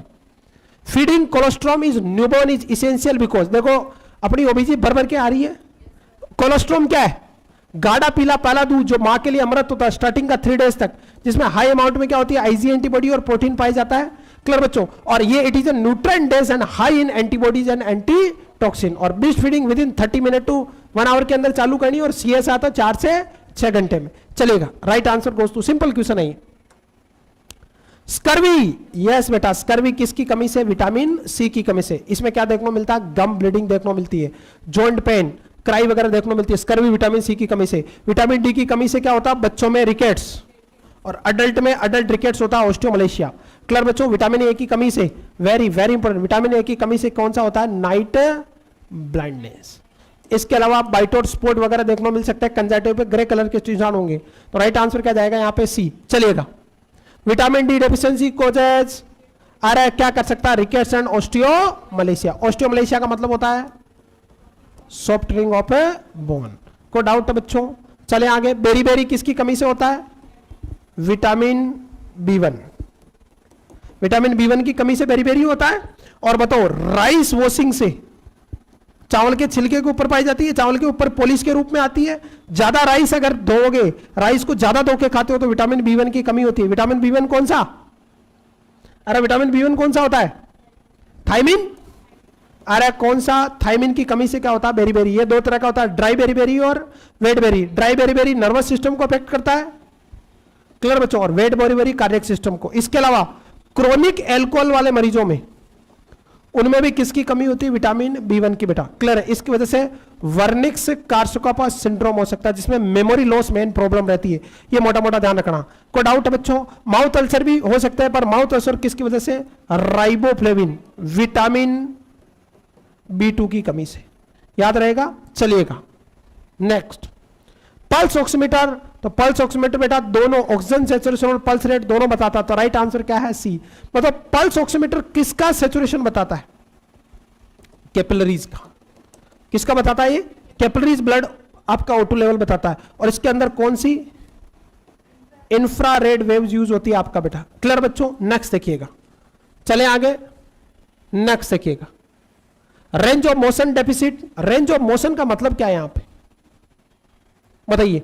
Exercise that move each muscle and joint. Arc movement of joint, direction of movement of limbs या नन ऑफ। बेटा इसमें ये भी सही है और ये भी सही है, लेकिन बेटर झुकाव किधर रहेगा? Exercise that move each muscle. अबे रेंज ऑफ मोशन तो एक्सरसाइज करा रहे हो ना आप, इसलिए बेटर झुकाव एक ही तरफ रहेगा। राइट आंसर रह जाएगा। क्लियर है? चलेगा, कोई बात नहीं, चलेगा बेटा। नेक्स्ट देखिएगा। For a patient with severe hearing disability the nurse should, किसी मरीज को सीवियर हियरिंग डिसेबिलिटीज है हमारे पास में। क्लियर? तो अब मरीज को सुनाई नहीं दे रहा तो आपको वर्बल करना है और उसको पेशेंट को शुड एंड। क्लियर बच्चों? पेशेंट को बेटा फेस पे जाके क्लियरली बोलना है ताकि वो आपके इशारों को समझ सके। तो राइट आंसर क्या करेगा? ए। नेक्स्ट देखिएगा, चले आगे। यस, पेशेंट के सामने लाइट रहेगी बेटा। नेक्स्ट बगराम सर बता रहे हैं ट्रोंकाटर रोल किस लिए यूज होता है। चलेगा, बगराम सर का क्वेश्चन है, फिर रूस जाएंगे सर ये मेरे को क्यों बुलाया। चलेगा, माइक एक ही आज थोड़ा एडजस्ट कर लो, है ना, कुछ माइक की प्रॉब्लम हो गई आज। यस, एक बार मैं थोड़ा के समय, हेलो, हाँ अब आ रही है। सीवियर हियरिंग डिसेबिलिटी है ना, पेशेंट नहीं सुन पा रहा है, चाहे कंडक्टिव हियरिंग लॉस है या अपना ये सेंसरी लॉस है। तो यहाँ से पेशेंट के लिए क्या करना आता है आपको? कभी भी एग्रेसिव वर्ड यूज नहीं करना है, साइलेंट यूज नहीं करना है आपको। सीधा सा बात होती है कि पेशेंट के हमेशा आप जब बात करते हो तो नर्स के फेस के आगे नहीं, फेस के पीछे लाइट हो सकती है, ठीक है ना, लेकिन जो पेशेंट का फेस होता है, पेशेंट के फेस के हमेशा सामने लाइट रहेगी, ठीक है। इसका मतलब ये होता है कि इससे अपन क्या होते हैं, पेशेंट के लिप्स की लैंग्वेज पढ़ सकते हैं। उससे अपन ये कई बार पेशेंट आधा कुछ बोल रहा है, बराबर नहीं बोल रहा, तो समझ सकते हैं कि पेशेंट ने जो आंसर दिया वो क्या सही आंसर दिया या गलत आंसर दिया, क्योंकि पेशेंट सुन नहीं पा रहा है। तो पेशेंट के हमेशा फेस आपको दिखने चाहिए, ठीक है, और हो सके तो नर्स के भी दिखने चाहिए, स्प्राइट रहेगी आपके पेशेंट के फेस की, तो सीधा सा आंसर यहाँ पर फेस रहेगा, ठीक है ना। नेक्स्ट क्वेश्चन आपको बोल रहा है ट्रोकोड्रोल। ट्रोकोड्रोल किसको बोलते हैं? सिंपल सी भाषा में, एक तौलिया होता है, तौलिया को गोल कर लो, है ना, एक तौलिया लेकर के उसको राउंड राउंड कर लो, उसको आप ट्रोकोड्रोल करेंगे। अब ट्रोकोड्रोल यूज करते हैं पेशेंट को कोई भी हिप डिफॉर्मिटी के लिए, जब पेशेंट को सीधा रखते हैं लेग को, और लेग वहां से एक्सटर्नल रोटेशन ना हो, क्या ना हो, एक्सटर्नल रोटेशन ना हो, तो उसको रोकने के लिए अपन क्या करते हैं? ट्रोकोड्रोल का यूज करते हैं। कई बार ये अपन प्रेग्नेंट लेडीज के अंदर भी यूज करते हैं, प्रेगनेंसी में यूज करते हैं। आप अगर क्वेश्चन आता कि सर प्रेगनेंसी में ये ट्रोकोड्रोल कहां लगाते हैं, कौन से बॉडी के पार्ट में लगाते हैं, आंसर क्या करोगे यहां से? अरे बताओ, नहीं पता। आप ऐसे नहीं कि स्टूडेंट है, टिप्स क्वेश्चन आ जाने चाहिए। प्रेग्नेंट लेडी के अंदर ट्रोकोड्रोल कौन से बॉडी पार्ट में लगाओगे? सीधा सा आंसर डायरेक्ट एक लाइन का आंसर करोगे सर यहां पर, राइट हिप। आंसर क्या करोगे सर? राइट हिप में लगाएंगे। अब राइट हिप में लगाने का मतलब वहां से ऊपर करोगे तो इसका मतलब मदर का झुकाव लेफ्ट साइड में होगा, और प्रेगनेंसी में अपन लेफ्ट साइड पोजीशन देते हैं तो ऑटोमेटिक हो जाती है उससे। अब आंसर क्या करोगे यहां से? प्रिवेंट इंटरनल या प्रिवेंट एक्सटर्नल। रिकमेंड पोजीशन का मतलब जो नॉर्मल होते हैं वो रिकमेंड कहलाती है, सुपाइन को अपन रिकमेंड बोलते हैं, ठीक है ना। यस, तो आंसर यहां पर भी राइट है। Next wrist drop. बेटा मैंने आपको इंपोर्टेंट करवाया था और आगे 922 भी करवाया था, चाहे तो आप इमेज को देख सकते हो वहां से रिस्ट ड्रॉप के बारे में, ठीक है। कौन सी नर्व से होती है रिस्ट ड्रॉप? तो आपको क्या नाम करोगे सर यहां पर? सॉरी, रेडियल नर्व से होती है बेटा। मिडिल से कहां से होती है? रेडियल नर्व से होती है आपका रिस्ट ड्रॉप, है ना। ऐसे याद करना है आपको, रिस्ट हिंदी में लिखना है, रिस्ट ड्रॉप, री फॉर आर करोगे सर, ठीक है ना। जो मीडियन नर्व आंसर था बेटा वो सीटीएस का होता है। यस, मीडियन नर्व इंजरी से होता है वो क्या होता है आपका? सीटीएस होता है, कार्पल टनल सिंड्रोम होता है। और ये जो आपका रिस्ट या रेडियल नर्व इंजरी होती है, ये जो मोस्ट कॉमन देखने को मिलती है आपको बेटा, फ्रैक्चर ऑफ ह्यूमरस बोन। ये भी लास्ट का क्वेश्चन है, फ्रैक्चर ऑफ ह्यूमरस बोन, जिसको अपन फनी बोन बोलते हैं।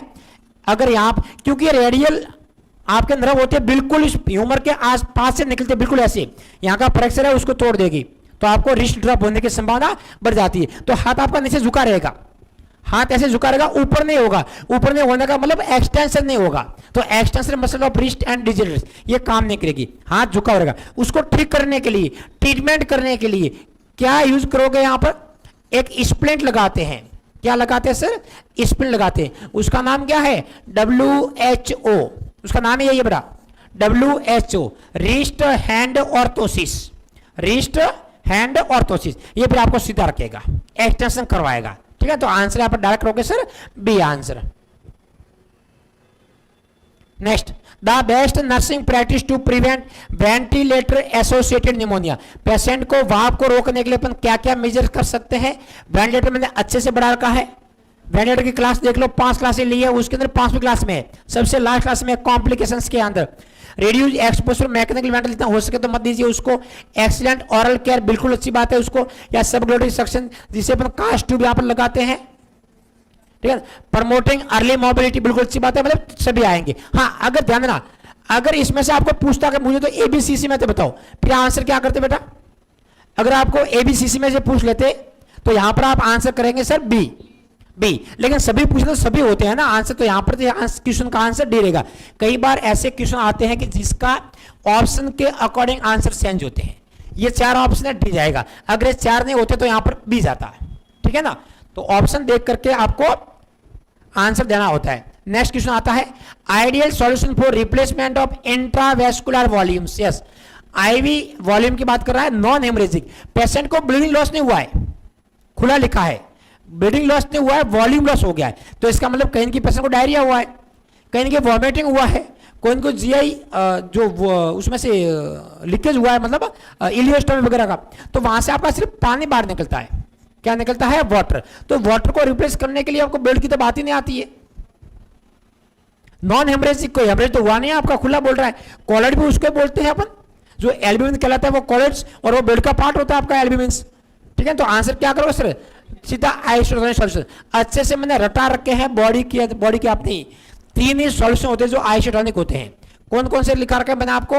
NH0.9 आइसोटोनिक होता है, 308 ऑस्मोलेटिक होती है, एक RL होता है सर जिसकी 273 ऑस्मोलेटिक होता है, एक आपका D5 होता है 260 होती है। इसके अलावा कोई भी सॉल्यूशन सर आइसोटोनिक नहीं होता है जो IV लगता है। ORS एक आइसोटोनिक होता है, लेकिन ध्यान देना ये IV लगता नहीं है, ये भी आइसो है लेकिन ये सर ऑरल लगता है ना, ये IV थोड़े ना है, ये IV वाले हैं। तो आंसर क्या करोगे सर? यहां से सी रहेगा। बिल्कुल बेटा अच्छे से करवा के आपको एक एक क्वेश्चन सब। Next, most common cause of postpartum haemorrhage. Yes, PPS का मोस्ट कॉमन कारण क्या रहता है सर? यहां पर एटॉनिक यूट्रस। सीधी सी बात है, जब टॉनिक खत्म होगी तो कॉन्ट्रैक्ट कौन करवाएगा? और जब आपकी आर्टरी वेसल्स कैपिलरी कॉन्ट्रैक्ट नहीं होगी, ब्लीडिंग कंटिन्यू बनने की। जब आपका कॉन्ट्रैक्शन बढ़ेगा तब भी वहां से ब्लीडिंग की संभावना रुकती है। Next, which of the following sales of the body almost constant mitosis. Mitosis का पूछ रहा है और लगातार उसके अंदर माइटोसिस की कंटिन्यू होती रहती है, तो कौन सा होता है? नर्व सेल तो होती नहीं है, नर्व तो कहां होते हैं उसके बाद होती है। फिर आपका आंसर तीनों में से करोगे सर, स्टमक, मसल्स या रेनल, तो आंसर स्टमक करोगे। यहां पर आंसर कौन से होते हैं sir? Stomach cells. Next, total lung capacity. मैंने बेटा ये भी आपका वेंटिलेटर का या रेस्पिरेटर का क्वेश्चन से अच्छे से क्लास और क्लास नंबर फर्स्ट में बताया था मैंने आपको। 4 तो आपको कैपेसिटी लगाई थी मैंने आपको। अरे 4 कितनी होती है सर? कैपेसिटी होती है, और 4 क्या होते हैं? वॉल्यूम होते हैं। फिर वॉल्यूम और कैपेसिटी में फर्क क्या होता है? कोई भी 2 वॉल्यूम या मोर देन 2 वॉल्यूम, 2 या more than 2 volume known as the capacity. Tidal volume होता है, लेकिन टाइडल के साथ में IRV को काउंट करें तो टोटल की बात करें सब मिलाकर के कितनी होती है सर? 6000 ml टोटल लंग की कैपेसिटी यहां पर होती है, ठीक है ना। 1000 में से आपका 500 टाइडल वॉल्यूम होता है, 1200 IRV होता है, 1200 फंक्शनल होता है, और 31 कैप्सूल आपका इंस्पायर्ड डिलीवरी वॉल्यूम होता है। ये आपका IRV है, ये आपका टाइडल वॉल्यूम है, इसको VT बोलेंगे, ये रेडियल वॉल्यूम है, और ये इंस्पायर्ड रेडियल वॉल्यूम है। ये मिलाकर के आपका 6000 बनता है। वेंटिलेटर का आप क्लास देख सकते हो, वहां पर मैंने सबका 4 वॉल्यूम होते हैं, 4 ही कैपेसिटी होती है, ठीक है। आंसर आपका क्या रहेगा सर? डी रहेगा। नेक्स्ट, वापस आपका क्वेश्चन आ गया सर, इंट्रावेनस सॉल्यूशन आइसोटोनिक कौन सा नहीं है? इतना बता रखा था कि एग्जाम में हर बार आता है। अभी और बोल रहा हूं, 9/2022 यहां से टिक कर लो आप। क्या सर ने बोला था 9/2022 के लिए एक क्वेश्चन यही आएगा आपका, आइसोटोनिक या हाइपो या हाइपर। कॉमनली संभावना होती है आपके आइसो की, आइसो के बाद सेकंड प्रायोरिटी हाइपो की। 3 आइसो होते हैं, 3 हाइपो होते हैं, बाकी सब हाइपर में है, ठीक है ना। तो कौन सा? ये बड़ा DNS की बात कर रहा है। ये डेस्ट्रो नॉर्मल का मतलब होता है DNS, 5% डी होता है प्लस NH 0.9%। इनकी मिलाकर तो लगभग आपके 560 बन जाती है ना। डेस्ट्रो 10% की भी लगभग 520 बन जाती है। हाफ NS की सर 154 होती है और RL की 273 होती है। तो कौन सा आंसर करोगे सर? जिसकी रेंज 245 से लेकर 370 के बीच में होते वही तो आइसो कहलाएंगे आपके। तो आंसर डायरेक्ट क्या रहेगा सर? डी रहेगा। रटे हुए क्वेश्चन है, समझे हुए हैं, ज्यादा खुश होने की जरूरत नहीं है, उसमें नंबर बढ़ने वाले नहीं है, बस गलत ना करें ऐसे क्वेश्चन को। यस बेटा, ये जो क्वेश्चन आपका आता है कोरोना वायरस के related, WHO declare 2019 novel corona virus outbreak of public health emergency. Yes, public health emergency कब डिक्लेयर किया था? तो यहां पर पैंडेमिक की बात नहीं कर रहा है, हालांकि पैंडेमिक का ऑप्शन भी नहीं है जो 11 मार्च था। जो पैंडेमिक डिक्लेयर किया था वो कब किया था सर? 11 मार्च को किया है, 2020 को। हाँ, लेकिन यहां पर पैंडेमिक की बात नहीं पूछा, बहुत अच्छा हुआ, बच्चों के काफी क्वेश्चन चेंज हो जाते हैं ना। तो यहां पर क्या कब किया था उसको? 30 जनवरी 2020 को किया उन्होंने पब्लिक हेल्थ इमरजेंसी, है ना। पब्लिक हेल्थ 30 जनवरी को किया है, पैंडेमिक 11 मार्च को किया है, ठीक है, गलत ना करें ऐसे questions. Which of the following clients is a rectal temperature most usually, जो सामान्य कॉन्ट्रा इंडिकेशन रहते हैं, ठीक है ना। मैंने कुछ क्वेश्चंस लिखे थे कि पेशेंट को किस किस के अंदर अपना कॉन्ट्रा करते हैं। तो यहां पर जब जो सीजर्स की बात आती है, अब देना सीजर्स के लिए बड़ा ओरल कॉन्ट्रा इंडिकेशन है, सीजर्स के लिए ओरल। तो यहां पर बात कर रहा है सर रेक्टल की। तो रेक्टल के लिए मैंने एक तो आपको बताया था ब्लीडिंग डिसऑर्डर, क्या बताया था? ब्लीडिंग डिसऑर्डर, जिसके पेशेंट को हेमोफीलिया का हो, ठीक है ना, थैलेसीमिया का हो, कोई कोई प्लेटलेट डिसऑर्डर का हो, थ्रोम्बोसाइटोपेनिया का पेशेंट हो, उसके अंदर आपको कॉन्ट्राइंडिकेशन है। दूसरा यहां पर डायरिया,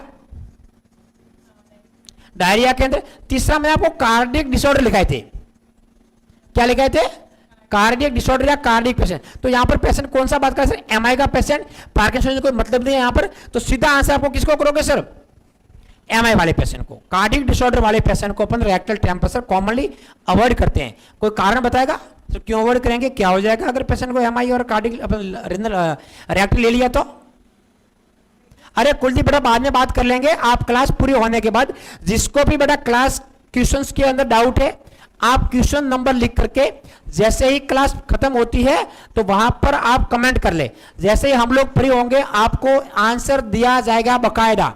अभी आप क्लास में डिस्टर्ब ना करें सर, जो भी 56 या 57 है, क्लास पूरी होने के बाद वहां पर आप कमेंट कीजिए, नीचे लिखने का आता है कमेंट्स, क्लास पूरी होने के बाद। अभी कमेंट नहीं आएगा वहां पर आपका, ओवर होने के 5 मिनट बाद देखना, तो वहां पर हम लोग जैसे फ्री होंगे आजकल आपको वहां पर आंसर मिल जाएगा। बहुत सारे बच्चों के डाउट है वो आप वहां सॉल्व करेंगे, यहाँ पर चलती क्लास में डिस्टर्ब होगा बेटा, है ना। तो आंसर बेटा सीख रहेगी। अरे कारण बताओ, मैंने कारण पूछा है, नहीं पता? यस वेरी गुड, शाबाश, आप ऐसे ना कि स्टूडेंट है। वेगस नर्व स्टिमुलेशंस, और ये फर्दर क्या करेगा सर? ब्रेडिकार्डिया करेगा। अरे डायरेक्ट आंसर आता है, हर बार आपको बोलते हैं ये क्वेश्चन आता ही आता है। एनिमा का भी सेम टू सेम रिलेशन है यहाँ पर आपका, ठीक है। नेक्स्ट, तो आंसर क्या रहेगा सर? यहाँ पर एमआई वाला रहेगा। नेक्स्ट देखिएगा, in meiosis how many daughter cell are produce, कितनी होती है मियोसिस के अंदर? आपका 4 होती है या 88 होती है? एक बार इस चीज को शिवराज सर कंफर्म कर लेंगे, है ना। बेटा एक बार मियोसिस के बारे में कुछ है ना, जेनेटिक का क्वेश्चन है। मियोसिस जो है, मियोसिस में राइट आंसर बताइए बेटा। मियोसिस वाले में आपका 4 जाएगा बेटा, सी इज द बेटा। देखिएगा देखिएगा, माइटोसिस जो होता है देखिएगा, इसमें आपकी जो पेरेंटल सेल है उससे कितने क्रोमोसोम बनेंगे? 2। आपके कितनी सेल बनेगी? 2, 46। फिर यहाँ पे वापस क्या होगा? प्राइमरी डिवीजन होगा, तो यहाँ पे क्या होगी बेटा? 23 की 2 सेल बनेगी, और फिर ये फर्दर डिवाइड होगी, कितनी? 23 की 4 सेल बनाएगी। तो टोटल कितना? सी इज द बेटा आंसर। क्लियर बच्चों? माइटोसिस में 2 जबकि मियोसिस में 4 बनती है, बेटा आंसर है। पर कुछ स्लाइड वाले इसको 2 बताते हैं, तो ये बिल्कुल शर्म की बात है उन लोगों के लिए। राइट आंसर क्या जाएगा? सी। और बताइए मियोसिस किस किस में होता है? तो मियोसिस बेटा आपकी स्पर्म और ओवम में, यानी जर्म सेल में होता है, जबकि माइटोसिस जो होता है ना वो बेटा आपकी पूरी स्केलेटल सेल में होता है, स्पर्म में भी होता है और ओवम में भी होता है, सब जगह पाया जाता है। Correct my point. चले आगे, नेक्स्ट देखिएगा। Which hormone produced by ovaries inhibit the secretion of FSH and LH? इसका आंसर तुम बता दोगे ना तो मैं मान जाऊंगा कि तुमने सच में पढ़ाई करी है। बताइए बच्चों। अबे बेवकूफो, बेटा hormone produce the ovaries inhibit the secretion of FSH and LH। अबे बेटा एस्ट्रोजन तो जब बढ़ता है, सुनना आप, अपने क्या कहा था? आपकी प्रोलिफरेटिव फेज में कौन बढ़ता है? FSH। FSH आपकी थिकन लेवल पे काम करता है, किसको बढ़ाता है? एस्ट्रोजन को। लेकिन एस्ट्रोजन गद्दारी करता है और एस्ट्रोजन किसको पटक देता है? FSH को। और एस्ट्रोजन जाते जाते किसको बढ़ा जाता है? LH को। तो यहां कम कैसे किया? LH को तो बढ़ाता है। तो ये तो ऑप्शन नहीं होगा, ये भी आपका उतना मेजर ऑप्शन नहीं है बेटा। गोनाडोट्रोपिन रिलीजिंग हार्मोन तो इन दोनों को बढ़ाता है, क्लियर है। तो राइट आंसर क्या जाएगा, प्रोजेस्टेरोन। देखिएगा कैसे, देखिएगा बेटा, आपको पता है कि सबसे पहले जब प्रोजेस्टेरोन बढ़ता है तो 21वें दिन पे पीक होता है तो एलएच को पटकता है और उसी दौरान आपको एफएसएच को भी कम करता है। इसलिए बेटर आंसर जो जाएगा, वेरी बेस्ट जो आंसर जाएगा वो ए जाएगा। ये आपके गलत जवाब है, एस्ट्रोजन नहीं करेगा बेवकूफों। एस्ट्रोजन जब पीक लेवल पे होगा तो एस्ट्रोजन एलएच को बढ़ाएगा और ये इनिबिट की बात कर रहा है। बट जब प्रोजेस्टेरोन अपने पीक लेवल पे होगा तो एफएसएच भी कम होगा और एलएच भी कम होगा, आपका नेगेटिव फीडबैक मैकेनिज्म से। इसलिए बेस्ट जो आंसर जाएगा अकॉर्डिंग टू असन एकेडमी एंड अकॉर्डिंग टू बेटा आपका वेरी इंपॉर्टेंट आपका क्या जाएगा, प्रोजेस्टेरोन, ना कि एस्ट्रोजन, इनिबिन, ना GnRH. As a clear note, कुछ लोग इसको एस्ट्रोजन बता रहे हैं तो उनको पढ़ने की जरूरत है। तुरंत 8,999 रुपए में स्लाइड छोड़ के ऑनलाइन कोर्स ज्वाइन करें। क्लियर बेटा, चलिएगा next. The enzyme pepsin digest, तो पेप्सिन किसको डाइजेस्ट करता है, प्रोटीन को, कोई बड़ा रोल नहीं है इसमें। चलिएगा next question. The most abundant tissue क्या होता है बॉडी में, सबसे ज्यादा टिश्यू कौन से होते हैं, कनेक्टिव टिश्यू। और आपका ब्लड से क्वेश्चन बन सकता है, ब्लड वेस्कुलर कनेक्टिव टिश्यू, यह ध्यान रखना। और कनेक्टिव टिश्यू का जो कैंसर है बेटा वो क्या कहलाता है, सार्कोमा, मोस्ट कॉमन कैंसर जो कि ब्लड से फैलता है। Quality assurance in nursing concern with, nursing field में क्वालिटी एश्योरेंस किससे रिलेटेड है बेटा, तो स्टैंडर्ड ऑफ प्रैक्टिस से। किससे कंसर्न है, स्टैंडर्ड ऑफ प्रैक्टिस से। राइट आंसर सी जाएगा। नेक्स्ट क्वेश्चन, यस बेटा। Deformities of bone result in Sprengel shoulder, किस बोन में, तो बेटा स्केपुला का आपकी नोच बड़ी हुई तो स्प्रेंगल शोल्डर कहलाता है। तो राइट आंसर ए जाएगा बेटा। क्लियर है, बहुत सारे क्वेश्चन आप खुद, मैंने आप पहली बार पढ़ा बेटा एक क्वेश्चन, तो बहुत सारे क्वेश्चन आप एग्जाम देने के बाद, और हर एग्जाम में 2-5 ऐसे क्वेश्चन का लाल या कोई माई की लाली सोल्व नहीं कर सकता बेटा। क्लियर है, चलिएगा नेक्स्ट देखिएगा, आगे बढ़िएगा, चलेगा बच्चों। ये रहा आरी बात, लेकिन इसका आंसर आप निकाल सकते हो कैसे, किसकी बात कर रहा है, शोल्डर की। और शोल्डर के नियर बाय बोन कौन सी है, अरे कौन सी आपकी, स्केपुला। ये देखिए बेटा, स्केपुला थोड़ी ऊपर होगी तो ऐसे रहेगा, टेढ़ा रहेगा आपका, जिसको अपन बोल सकते हैं पुष्पा स्टाइल। कौन सी स्टाइल, झुकेगा नहीं साला वाला। क्लियर बच्चों, नेक्स्ट देखिएगा, चलेगा बच्चों नेक्स्ट देखिए। Small vaccine, small pox vaccine was invented by, it is the first vaccine invented by Edward Jenner, so it is called the father of vaccination। दूसरी वैक्सीन कौन सी है, रेबीज। तीसरी वैक्सीन कौन है, एंथ्रेक्स। और रेबीज जो vaccine और anthrax vaccine वो किसने खोजी थी, लुइस सर पास्चर ने। क्लियर, जॉन स्नो अपने कड़ा था, father of modern epidemiology, Paul यूजनी एंड लुइस पास्चर। क्लियर बच्चों, एडवर्ड जेनर ने बेटा। क्लियर, और ये जो आपकी स्मॉल पॉक्स है वो किस में खोजी गई, कोव लीजन्स में। और ये किस रूट से दी जाती थी, अभी तो है नहीं, किस रूट से दी जाती थी, तो ये स्कार, आपकी स्किन पे मल्टीपल स्कार करके इसको छिड़का जाता है, स्कारिफिकेशन टेक्निक से दी जाती थी। चलिएगा क्लियर बच्चों। अमोबियाबिस, अमोबिका किसके द्वारा बेटा, एंट अमोबिया हिस्टोलाइटिका के द्वारा होता है ये बेटा अमोबियासिस। और इसमें ड्रग ऑफ चॉइस क्या होती है, फीको ओरल रूट से फैलता है, डायरिया वगैरह होता है। और इसमें ड्रग ऑफ चॉइस कौन सी होती है, मेट्रोनिडाजोल, मेट्रोनिडाजोल, जिसका मोस्ट कॉमन साइड इफेक्ट क्या है, डायरिया। और अल्कोहल वाले मरीजों के साथ कॉन्ट्राइंडिकेटेड है क्योंकि ये डाइसल्फुराम लाइक रिएक्शन करती है मेट्रोनिडाजोल। इसके अलावा टिटनेस वगैरह में भी ये ड्रग ऑफ चॉइस रहती है। कौन, इसके अलावा आपका क्रोनिक बैक्टीरियल डायरिया में भी मेट्रोनिडाजोल ड्रग ऑफ चॉइस रहती है। चलिएगा नेक्स्ट क्वेश्चन आपकी स्क्रीन पे, चलेगा बच्चों नेक्स्ट देखिएगा। Maximum amount of vitamin D is found in which among following, तो कोड लिवर ऑयल, सबसे बढ़िया अमाउंट में कौन सा, कोड लिवर ऑयल बेटा। क्लियर बच्चों, नेक्स्ट देखिएगा डी। नेक्स्ट 3D डिजीज, यहां से क्वेश्चन बनेगा बेटा, यहां से एम्स में 3D डिजीज जो लेटर स्टेज में किस में कन्वर्ट हो जाती है, 4D में। चौथा डी क्या आ जाता है, डेथ।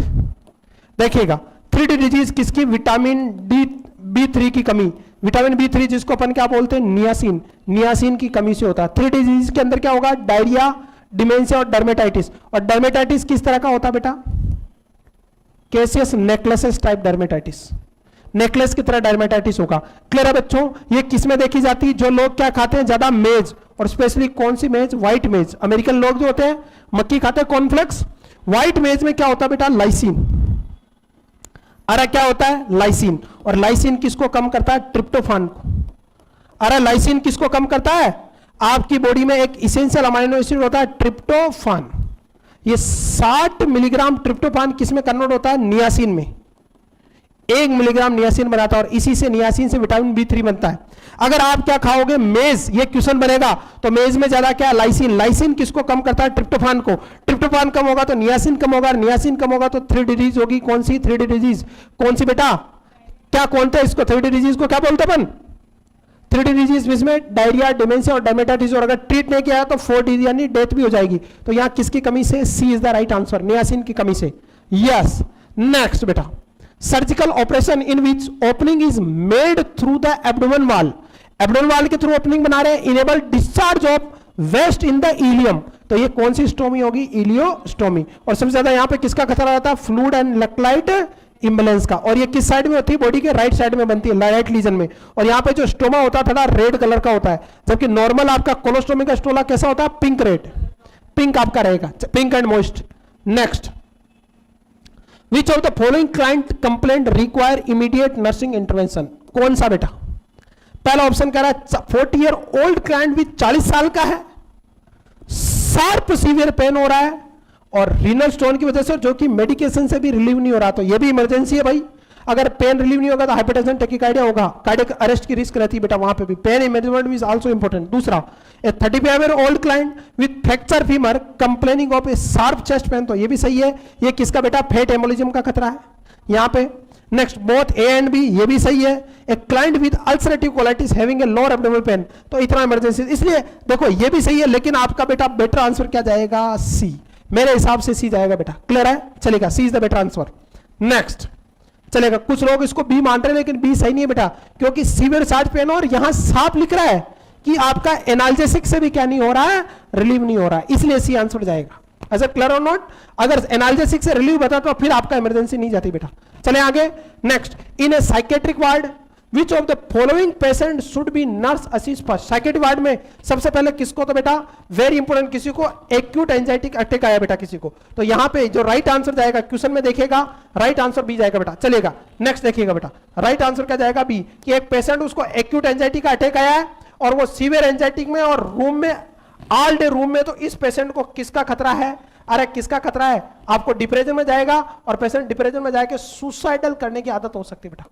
और भारत में सुसाइड का मोस्ट कॉमन मेथड कौन सा है, मेल में रहता बेटा हैंगिंग, अरे मेल में कौन सा, हैंगिंग, और फीमेल में मोस्टली रहता बेटा कौन सा आपका, फीमेल में आपका पॉइजनिंग, पॉइजनिंग, क्लियर है। सुसाइड मेल ज्यादा करते हैं और अटेम्प्ट, नाटक कौन करती है, महिलाएं ज्यादा करती है, क्लियर है। नेक्स्ट, मेडिकल ट्रीटमेंट, वर्ड को पढ़ना, एम्स के लाइक क्वेश्चन है और ये एम्स का ही क्वेश्चन है, सीधा सीधा मेडिकल पूछा है और वो भी कोरोनरी आर्टरी का, तो मेडिकल ओरल मेडिकेशन आपका बेटा कोरोनरी आर्ट डिजीज में, जिसमें अपन बेटा नाइट्रोग्लाइसरीन, स्ट्रेप्टोकाइनेज, एस्पिरिन वगैरह यूज करते हैं। बाकी ये सब कैसे ट्रीटमेंट है, सर्जिकल, ये कैसे हैं, सर्जिकल, इसलिए मेडिकल कौन सा जाएगा, oral medical administration. Next question आपकी स्क्रीन पे, हेमलिच मैन्यूअर, चलेगा, बगैर सर का क्वेश्चन है बेटा।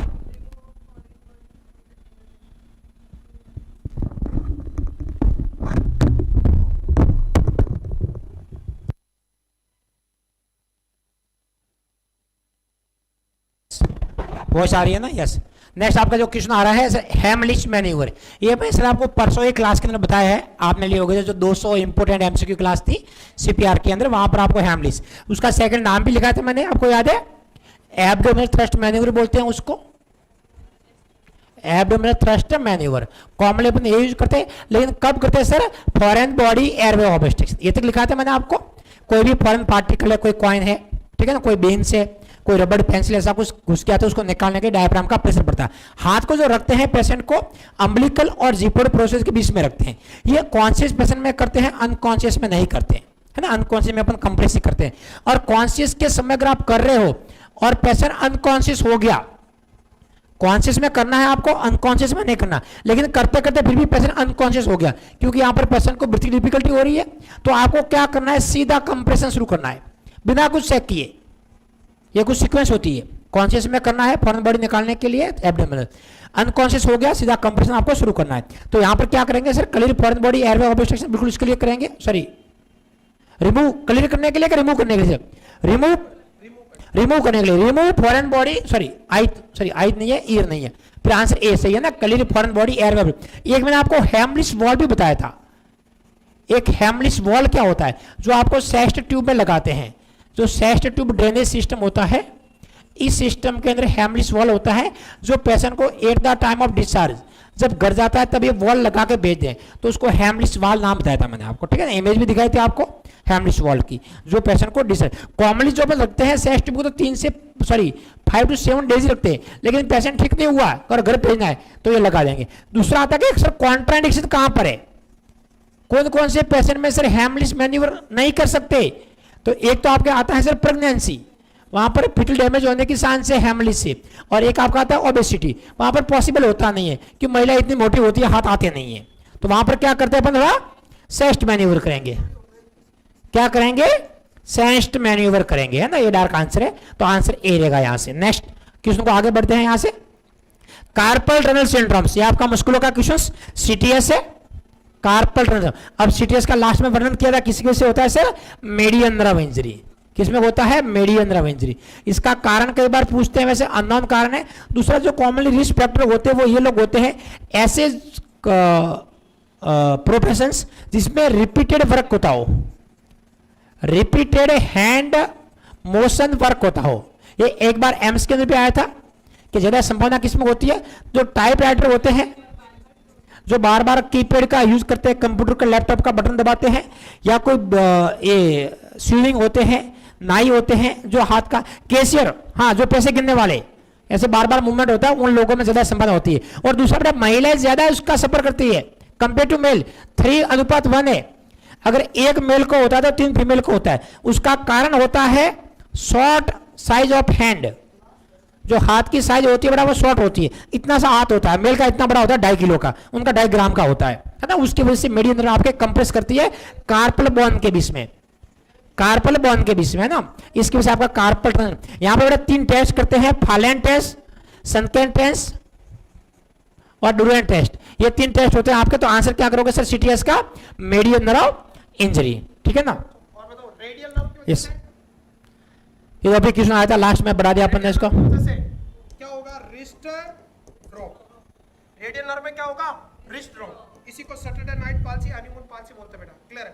अल्नार नर्व से मोस्ट अफेक्टेड नर्व है किसमें, किस केस में, लेप्रोसी के अंदर बेटा, और इसके अंदर आ सकते हैं क्लो हैंड बेटा, चलिएगा। एक्सेलरेट नर्व तो सबसे ज्यादा डैमेज होती है किसमें, crutch mark, in case of needle stick injury ना एनएसआई, यस, इसी एनएसआई को रोकने के लिए आजकल आपको पता है ना कि जो नेडल है उसके साथ में किसी भी प्रकार के आपको छेड़खानी नहीं करने, पहले बता रहा हूं आपको, रिकैप का पूछे क्या ढक्कन लगाना है, पहले आंसर में मनाही करोगे, फिर भी पूछ ले कि नहीं ढक्कन लगाना है, ये कैसे लगाओगे कैप, तो आपको होता है सिर्फ 1 हैंड टेक्निक, कैसे करोगे 1, एक हाथ पे पिच के कर दो, दूसरे हाथ से आप ऐसे लगाने ऐसे लगा दो, बस दूसरा हाथ यूज में नहीं लोगे, तो पहला आंसर ये करना आपको। उसके अलावा आपको दाएं बैंड करनी है, बैंड का मना है बेटा, बर्न का मना है, कुछ भी नहीं करना, सीधा आपको डिस्कार्ड करना होता है व्हाइट के अंदर, क्या करना होता है व्हाइट के अंदर।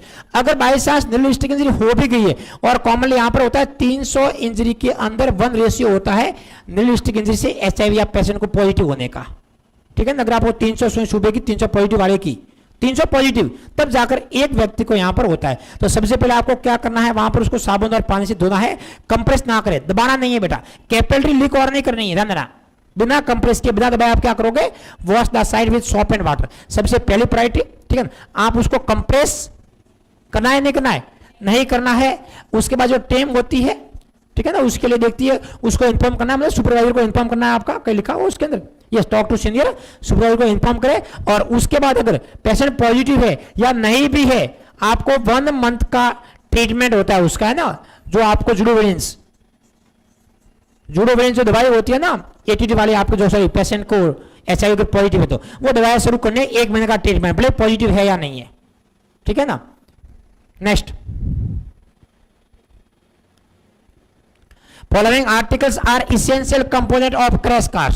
क्रैश कार्ड के अंदर हॉस्पिटल में कौन कौन से जरूरी होते हैं, डीपीआई बहुत जरूरी है आपका, रिलेटेड मेडिकेशन बहुत जरूरी है, पेरिफेरल आईवी लाइन बहुत जरूरी है आपको, स्टेशन की क्या जरूरत है वहां पर, कोई जरूरत नहीं, आपको बाद में लिख देंगे जो भी होता है आपका। नेक्स्ट क्वेश्चन आपके सामने, an error in measuring blood pressure में रिजल्ट बिकॉज ऑफ, ये भी देखो आपके वापस वाइटल साइन का क्वेश्चन 6-7 तो यहां से हो गए हैं। क्या क्या गलतियां हो सकती है, size of portion of cup is wrong, बिल्कुल आप बड़ी साइज छोटी साइज लोगे तो बीपी ऊपर नीचे आ सकता है, पेशेंट आर्म पोजिशन अबव और बिलो हार्ट लेवल, उसे भी चेंजेस हो सकते हैं। स्पेक्ट्रोमेनोमेट्री प्रेशर टू पिरामिडली अगेंस्ट ब्रेकेज तो भी हो सकता है, मतलब इसमें से कोई भी हो सकता है ना, किसी से भी इधर आने की संभावना हो सकती है। नेक्स्ट देखिएगा यहां से questions, apical pulse is patient can be assessed by, वापस आपके क्वेश्चंस आ रहा है कंटिन्यू वाइटल साइन के बारे में। एक तरफ से लिया है वाइटल साइन को आपको, है ना, पाल्पेटिंग रेडियल आर्टरी, ये तो आपके पेरिफेरल के लिए होता है। ब्रेकियल आर्टरी जो कॉमनली अपन यूज करते हैं एक न्यूबॉर्न्स के अंदर, सॉरी इन्फेंट के अंदर सीपीआर के समय, और ये मोस्ट कॉमनली एबीजी के लिए होती है। अस्कल्टेटिंग द हार्ट, ठीक है ना, जो हार्ट का अस्कल्टेट करते हैं वही आपके क्या होती है सर, एपाइकल पल्स होती है। ये कॉमनली एक ऐसी पल्स होती है जो सिंगल होती है, बाकी बॉडी में जितनी भी पल्स होती है डबल होती है ना। हर पल्स बॉडी में दो जगह होती है, आप कोई भी उठा के देख लो। एपाइकल पल्स बॉडी में एक ही होती है, उसकी अभी तक शादी नहीं हुई है और ना होगी अभी तक, बाकी सब लोग मैरिड है ना। कैटेगरी भी दो होती है जो एलएड के अंदर सीपीआर चेक करने के लिए करते हैं। तो याद क्या रखोगे सर, एपाइकल्स न्यूबॉर्न्स के अंदर, न्यूबॉर्न के अंदर कॉमनली चेक करते हैं एपाइकल्स। Very good. नेक्स्ट देखिएगा, bed side assessment of respiratory by nursing profession include all of. जब आप बेड साइड जाते हो पेशेंट का रेस्पिरेशन चेक करने के लिए, तो वहां पर क्या क्या चीजें आपको ऑब्जर्व करने को मिल सकती है, देखने को मिल सकती है कि रेस्पिरेटरी रिदम्स पैटर्न एंड रेगुलरी, बिल्कुल इसलिए मिलती है कि रेगुलर है या नहीं है, कि इरेगुलर आ रहा है, साइने स्ट्रोक है, ठीक है ना, बायोट है, काउस्माउल है, किस टाइप का है आपका, डेप्थ ऑफ ब्रीथिंग, हाइपरवेंटिलेशन या हाइपरपनिया है या नहीं है। हाइपरपनिया का मतलब डेप्थ से रिलेटेड है, हाइपरवेंटिलेशन का मतलब रेट एंड डेप्थ दोनों होता है। डेप्थ का मतलब ओनली हाइपरपनिया करना, आपको क्या बोलते हैं, ऑपर हाइप, जैसे बाबा रामदेव करता है वो हाइपरपनिया करता है, बाबा रामदेव कभी भी हाइपरवेंटिलेशन नहीं करता है, हाइपरपनिया गहरी सांस। Assessment of any injury to the chest, देखो यहां पर आपका एक कंफ्यूज हो सकता है कि अगर चेस्ट की इंजरी के अंदर रेस्पिरेटरी देखने को मिलता है, लेकिन कॉमनली अपन वहां रेस्पिरेटरी रेट तभी देखने को मिलेगा जब आपके कपड़े एक्सपोज होंगे, ठीक है। तो हर इंजरी को अपन असेस नहीं कर सकते हैं। सॉरी दूसरा एक मिनट है और देखो, मैं इपोर्ट एसोसिएटेड विथ ब्रीथिंग, ब्रीथ के समय कितना इपोर्ट ले रहा है, ये आपका पीएफटी से पता पड़ता है, ध्यान रहा, पीएफटी से पता पड़ेगा, pulmonary function test, respiratory rate से पता नहीं पड़ेगा। जबकि जो फलियल चेस्ट होता है, फलियल चेस्ट को अपन पता कर सकते हैं कौन से रेस्पिरेशन से, पैराडॉक्सिकल्स, किससे, पैराडॉक्सिकल। तो यह आप असेस कर सकते हो, कैसे पता पड़ेगा, खड्डा पड़ेगा। नॉर्मल इंस्पिरेशन के समय आपका लंग्स बाहर आता है, कैविटी बाहर आएगी, लेकिन आपका रिब्स टूटी हुई है, वहां खड्डा पड़ेगा एक साइड के अंदर, ये भी अपन देखते हैं। तो ए बी सर दिखेगा, बी दिखेगा, सी दिखेगा, डी सर पीएफटी से दिखेगा, इपोर्ट्स, है ना। तो राइट आंसर क्या करेंगे सर, यहां से अपन डी करेंगे। Next, what should be first immediate decision on the physician order to give 1 unit of blood। बेटा ब्लड के भी कम से कम 4 से 5 क्वेश्चन आए, ध्यान रहा, ब्लड ट्रांसफ्यूजन के 4 से 5 क्वेश्चन है। यहां पर देखो कि कौन सा नर्स का, और ध्यान रहा इस वर्ड को बोस्ट करना आता है आपको। इमीडिएट डिसीजन क्या लेगी, 1 यूनिट ऑफ ब्लड की बात करिए और आईवी बोला आपको। प्रिपेयर द पेशेंट्स सीक्वेंस से, पहले पेशेंट को तैयार कीजिए, फिर आप कलेक्ट ब्लड यूनिट, फिर आप वहां से ब्लड मंगा लीजिए, clarify the order with the physicians, फिर डॉक्टर से पता कर लीजिए कि आपने ब्लड ही मंगाया है क्या, लाने के बाद बोल रहा है कि आपने फिर ब्लड ही मंगाया है क्या, और उसके बाद लगा दीजिए, ठीक है। Seeking assistant from the head nurse, आप किसी की सहायता लगो आपके साथ में ना, किसी को रखोगे, भाई तू आ जा, collect blood unit and transmit the patient, ठीक है, बोला है ले आओ और लगा दो। फिर बोल रहा है sir clarify the order, doctor से पूछिए सर क्या पेशेंट को यही लगाना है क्या, उसके बाद बोलता है प्रिपेयर द पेशेंट, पेशेंट को तैयार कीजिए और उसके बाद कलेक्ट ब्लड, उसके बाद ही आपको लीजिए। तो आई थिंक क्या रहेगा आपका, डी रहेगा, ऑलवेज क्लेरिफाई द फर्स्ट आएगा, है ना। नेक्स्ट, वैन छोड़ा, देखो ऐसे क्वेश्चन आप बाद में मानोगे, पर्टिकुलर टॉपिक से 3-4 क्वेश्चन कंटिन्यू आएंगे, है ना, एक ही जगह से उठाए गए हैं आपको। When should the baseline vital sign be recorded before initiating BT. मैंने आपको क्या बताया था, आपको बिफोर इनिशिएटिंग जो एग्जैक्ट टाइम होता है बेटा 5 मिनट का होता है। कितना होता है, 5 मिनट का। या आपका बिफोर में एक ही वाइटल होते हैं। अगर यहां पर आपका टेम्परेचर 100 है या मोर देन 100 डिग्री फ़ारेनहाइट, 100 या मोर देन, तो आपको सिर्फ 2 कंपोनेंट होल्ड करने हैं। कौन कौन से सर, होल ब्लड और पीआरबीसी। उसको आपको नहीं लगाना है, होल्ड कीजिए और डॉक्टर को इन्फॉर्म कर दीजिए, ये प्री में पता पड़ेगा। हाँ अदर लगा सकते हैं, अदर जो ब्लड के कंपोनेंट है उसको अपन लगा सकते हैं, ठीक है ना। यस, अब ये तो उसके बाद बीटी स्टार्ट किया, चलो 100 नहीं था, नॉर्मल था, बीटी स्टार्ट किया, बीटी स्टार्ट करने के बाद 5 मिनट, 15 मिनट और 23, 30, 30 ये कुछ सीक्वेंस होती है जब तक ब्लड कंप्लीट ना हो तब तक। तो यहां पर विद इन 30 मिनट, क्या आपको 30 मिनट की बिफोर की बात कर रहा है बेटा, ठीक है ना, बिफोर ब्लड शुरू करने से पहले आपको क्या 30 मिनट के अंदर 1 आवर, 1.5 आवर या 2 आवर, तो सीधी सी बात है आप क्या करोगे, हाफ आवर ही करेंगे, डायरेक्ट आंसर है ना, ज्यादा दिमाग ना लगा यहां से। यस, ये भी आपका क्वेश्चन आ रहा है आईवी कैनुला के बारे में, ठीक है ना, या मतलब ब्लड का क्वेश्चन से है ना, ये भी आपकी तीसरा क्वेश्चन लगा था। A nurse should check the availability and patency of an IV access line. Nurse कब चेक करेगी कि पेशेंट का कैनुला बराबर वर्किंग कर रहा है कि नहीं कर रहा है, कैनुला है भी या नहीं भी है, तो क्या वो काम कर रहा है या कि ब्लॉक हो पड़ा है ना, कब चेक करेंगे। यहां पर क्वेश्चन मेंशन नहीं किया है आईवी का है कि ब्लड का है, ये ऑप्शन से पता पड़ेगा आपको। बिफोर ब्रिंगिंग ब्लड यूनिट, मतलब ब्लड की बात कर रहा है, बिफोर ब्रिंगिंग, जब आप ब्लड ला रहे हो वार्ड में, लेने भेज रहे हो तभी कैनुला चेक करोगे, पहला बोल रहा है। दूसरा, after bringing blood unit to the ward, जैसे कोई पे आपका ब्लड वार्ड में आ गया है उसके बाद कैनुला चेक करोगे कि काम कर रहा है कि नहीं कर रहा। यहां पर दोनों कंट्रोवर्सी है, एक बोल रहा नहीं लाने से पहले, एक बोल रहा लाने के बाद। एग्जाम में ऐसे क्वेश्चन पे हमेशा दिमाग लगाए, ठीक है, जब ऑपोजिट बात कर रहे हो। वाइल ट्रांसमिशन, जब आपने शुरू कर दिया उसके बाद देखोगे या कोई जरूरत नहीं है, आई थिंक सी तो गलत होगा, ठीक है ना। तो यहां पर ध्यान देना, सीधी बात है कि जब आपने ब्लड को मंगा ही लिया है, मंगाने के बाद अगर कैनुला नहीं है आउट तो क्या करोगे, नहीं लग रहा आपसे, पहले पे लाइन नहीं मिली तो ब्लड थोड़ी ना खराब होगा। मैंने आपको बताया जैसे ही ब्लड बैंक से रिलीज होता है मैक्सिमम टाइम होता है 30 मिनट, तो 30 मिनट के अंदर अंदर तो आपको शुरू करना है। इवन नहीं कर पाए हो, रिटर्न टू द, वापस कर दीजिए बैंक के अंदर, एसबीआई बैंक में, ठीक है ना।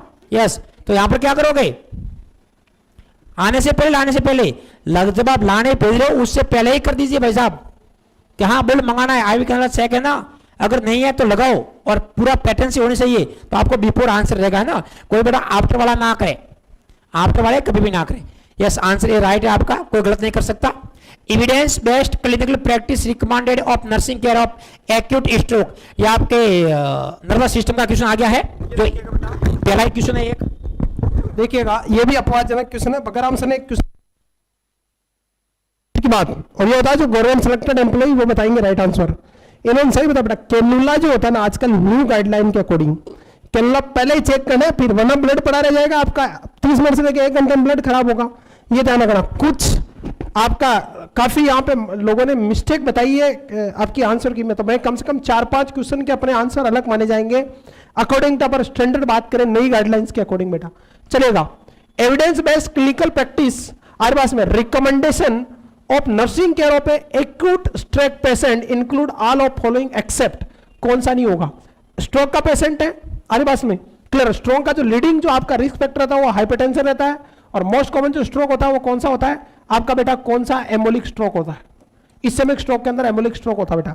तो पहला जैसे एक्यूट स्ट्रोक है तो rapid identification of and trials, तो बिल्कुल ट्रायल्स करेंगे, इसमें कोई डाउट नहीं है। Enable delivery of relevant time critical treatment, तो ये भी जरूरी है। आपको जैसे लगा कि एक्यूट स्ट्रोक है तो रिलेवेंट टाइम मतलब उचित समय में उचित क्रिटिकल ट्रीटमेंट बिल्कुल देना पड़ेगा, बिल्कुल देना पड़ेगा, इसमें कोई डाउट नहीं है। Yes, next observe the patient, और तीसरा rapid transfer of acute stroke unit for ongoing assessment and provision of further treatment, तो ये भी सही है कि रैपिडली पेशेंट को ट्रांसफर करना है, साथ साथ में असेसमेंट करना और ट्रीटमेंट करना, तो ये भी सही है।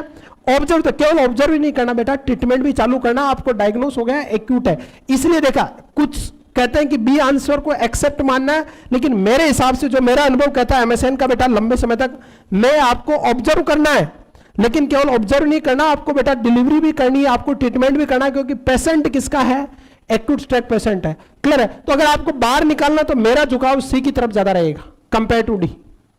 यस, मेरा झुकाव किसकी तरफ ज्यादा रहेगा, सी की तरफ ज्यादा रहेगा, क्लियर। केवल ऑब्जर्व ही नहीं करना है, क्योंकि आपका बेटा एविडेंस बेस्ड प्रैक्टिस एविडेंट कर रही है और आपको डायग्नोसिस पता है क्या है, एक्यूट स्ट्रोक, तो क्या ऑब्जर्व करते रहोगे कि क्या स्ट्रोक आया, देखते रहोगे कि ट्रीटमेंट चालू करोगे आप, इसलिए सी की तरफ ज्यादा झुकाव रहेगा यहाँ पे, क्लियर बच्चों।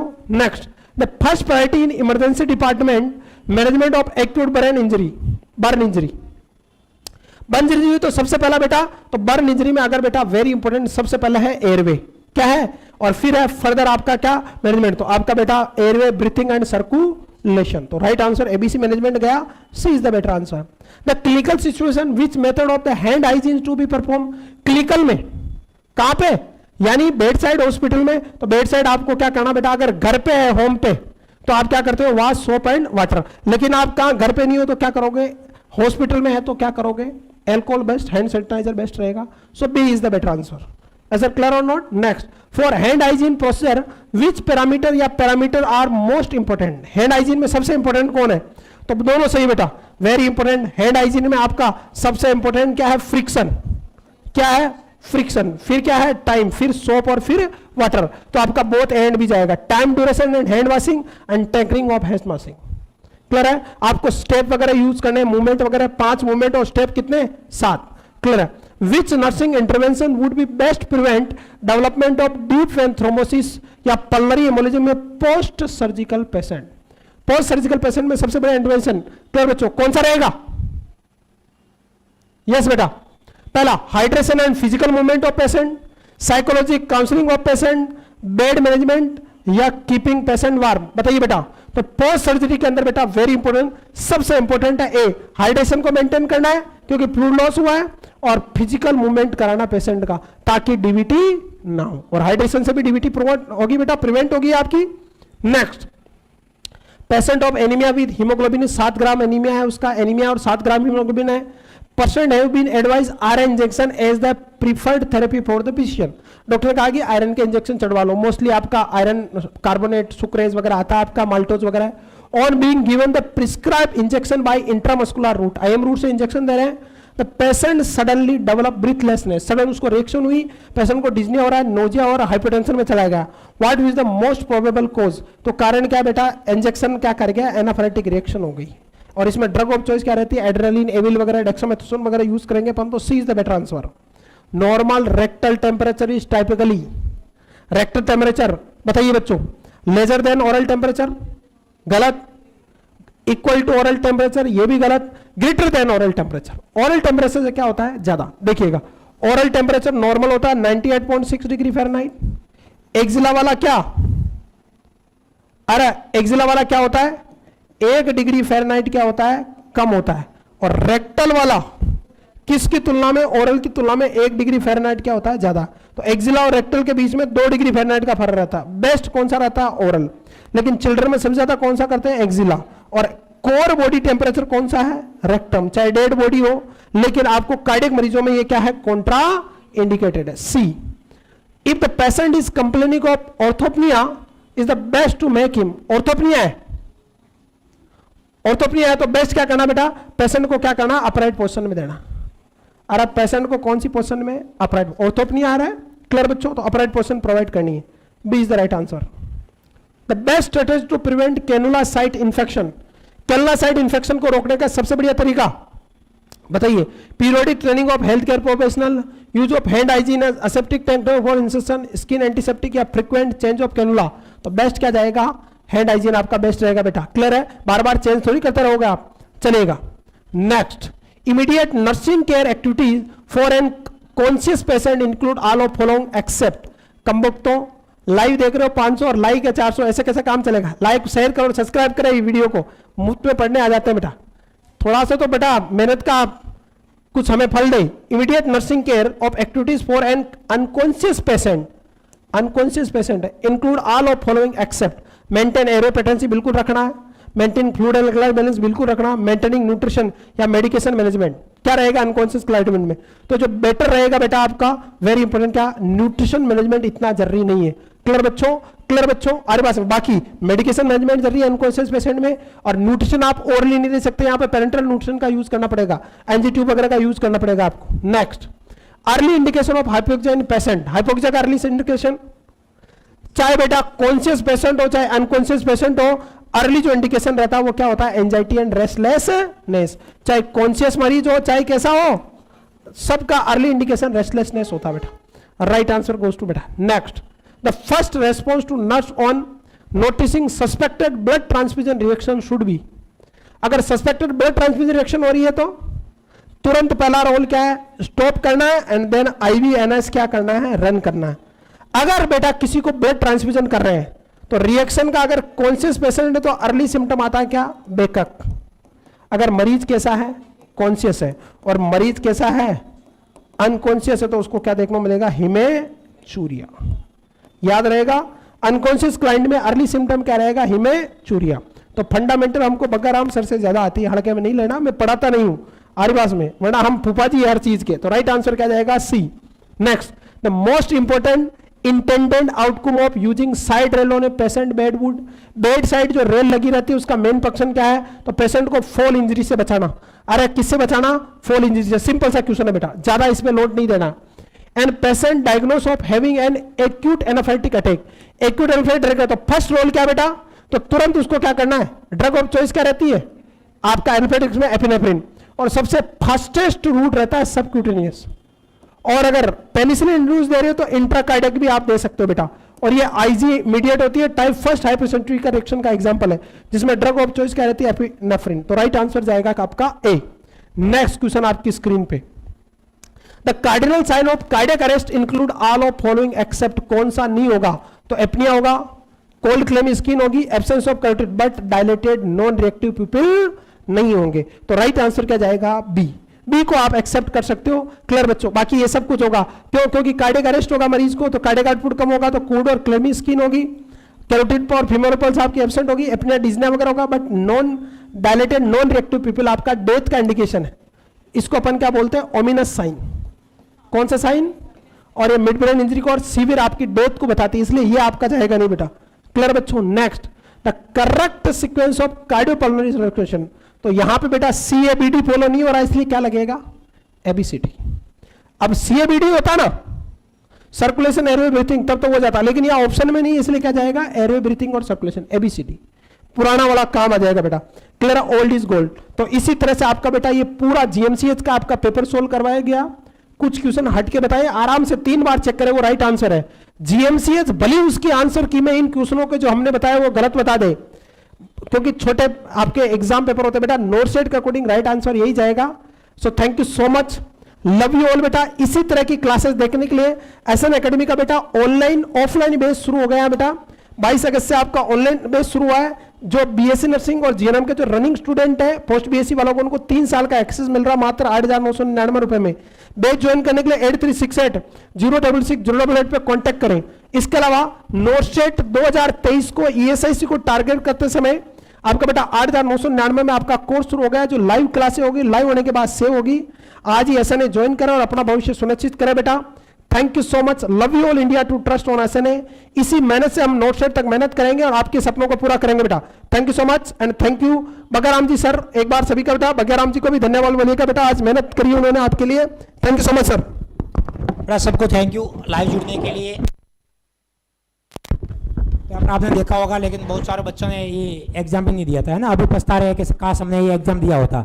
इसलिए आपको बोल रहे हैं हर एग्जाम का फॉर्म भर कीजिए। जो भी एग्जाम आता है हर एग्जाम का फॉर्म भरना है, आपको एग्जाम देना है। आपको कितनी बार बोलते हैं ना, अभी भी आपको 4 तारीख को शायद एग्जाम है, सब पता होता है, ठीक है ना। ये बहाने होते हैं कि हमने सिर्फ पेपर नहीं दिया, देखा नहीं, फॉर्म कम निकली।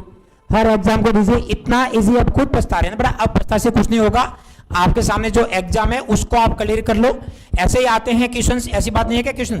अब आपने 80% क्वेश्चंस वो हैं जो SNA क्लास में देखे हुए हैं, आंसर याद है। ऊपर के 10 क्वेश्चन आपको यहाँ पर सिलेक्शन। कट ऑफ की बेटा बात कर रहे हो, कट ऑफ हाई जाएगी, पहले बताओ, इतनी भी हाई नहीं जाएगी, ठीक है ना, लेकिन 70-75 के बीच में रहेगी, है ना। अगर आपका नेगेटिव मार्किंग 1/4 है तो, ठीक है, 1/3 है तो मुझे 1/3 है, 1/4 है, 1/3 है, 65 या 70 तक ही जाएगी, 70 से ऊपर भी नहीं जाएगी वाली। और 1/4 है तो आपको 70 प्लस रहेगी, लेकिन 75 तक सबका सिलेक्शन है, मान के चलिए आप, है ना। मैं OBC और जनरल की बात कर रहा हूँ, उसमें पास SC ST को कम कर दे। जो भी आपका हुआ है अब उसको टेंशन ना ले, सर कैसा पेपर हुआ है, होना था वो हो गया। अब नेक्स्ट जो आपका एग्जाम है उसकी तैयारी करें, कंटिन्यू, डिप्रेस में ना होकर के। और बहुत ही ईजी पेपर आता है, नौशर का भी ईजी आता है, ऐसी बात नहीं है कि नहीं आता, सब कुछ पढ़े हुए हैं। चलो सबका बड़ा थैंक यू जुड़ने के लिए।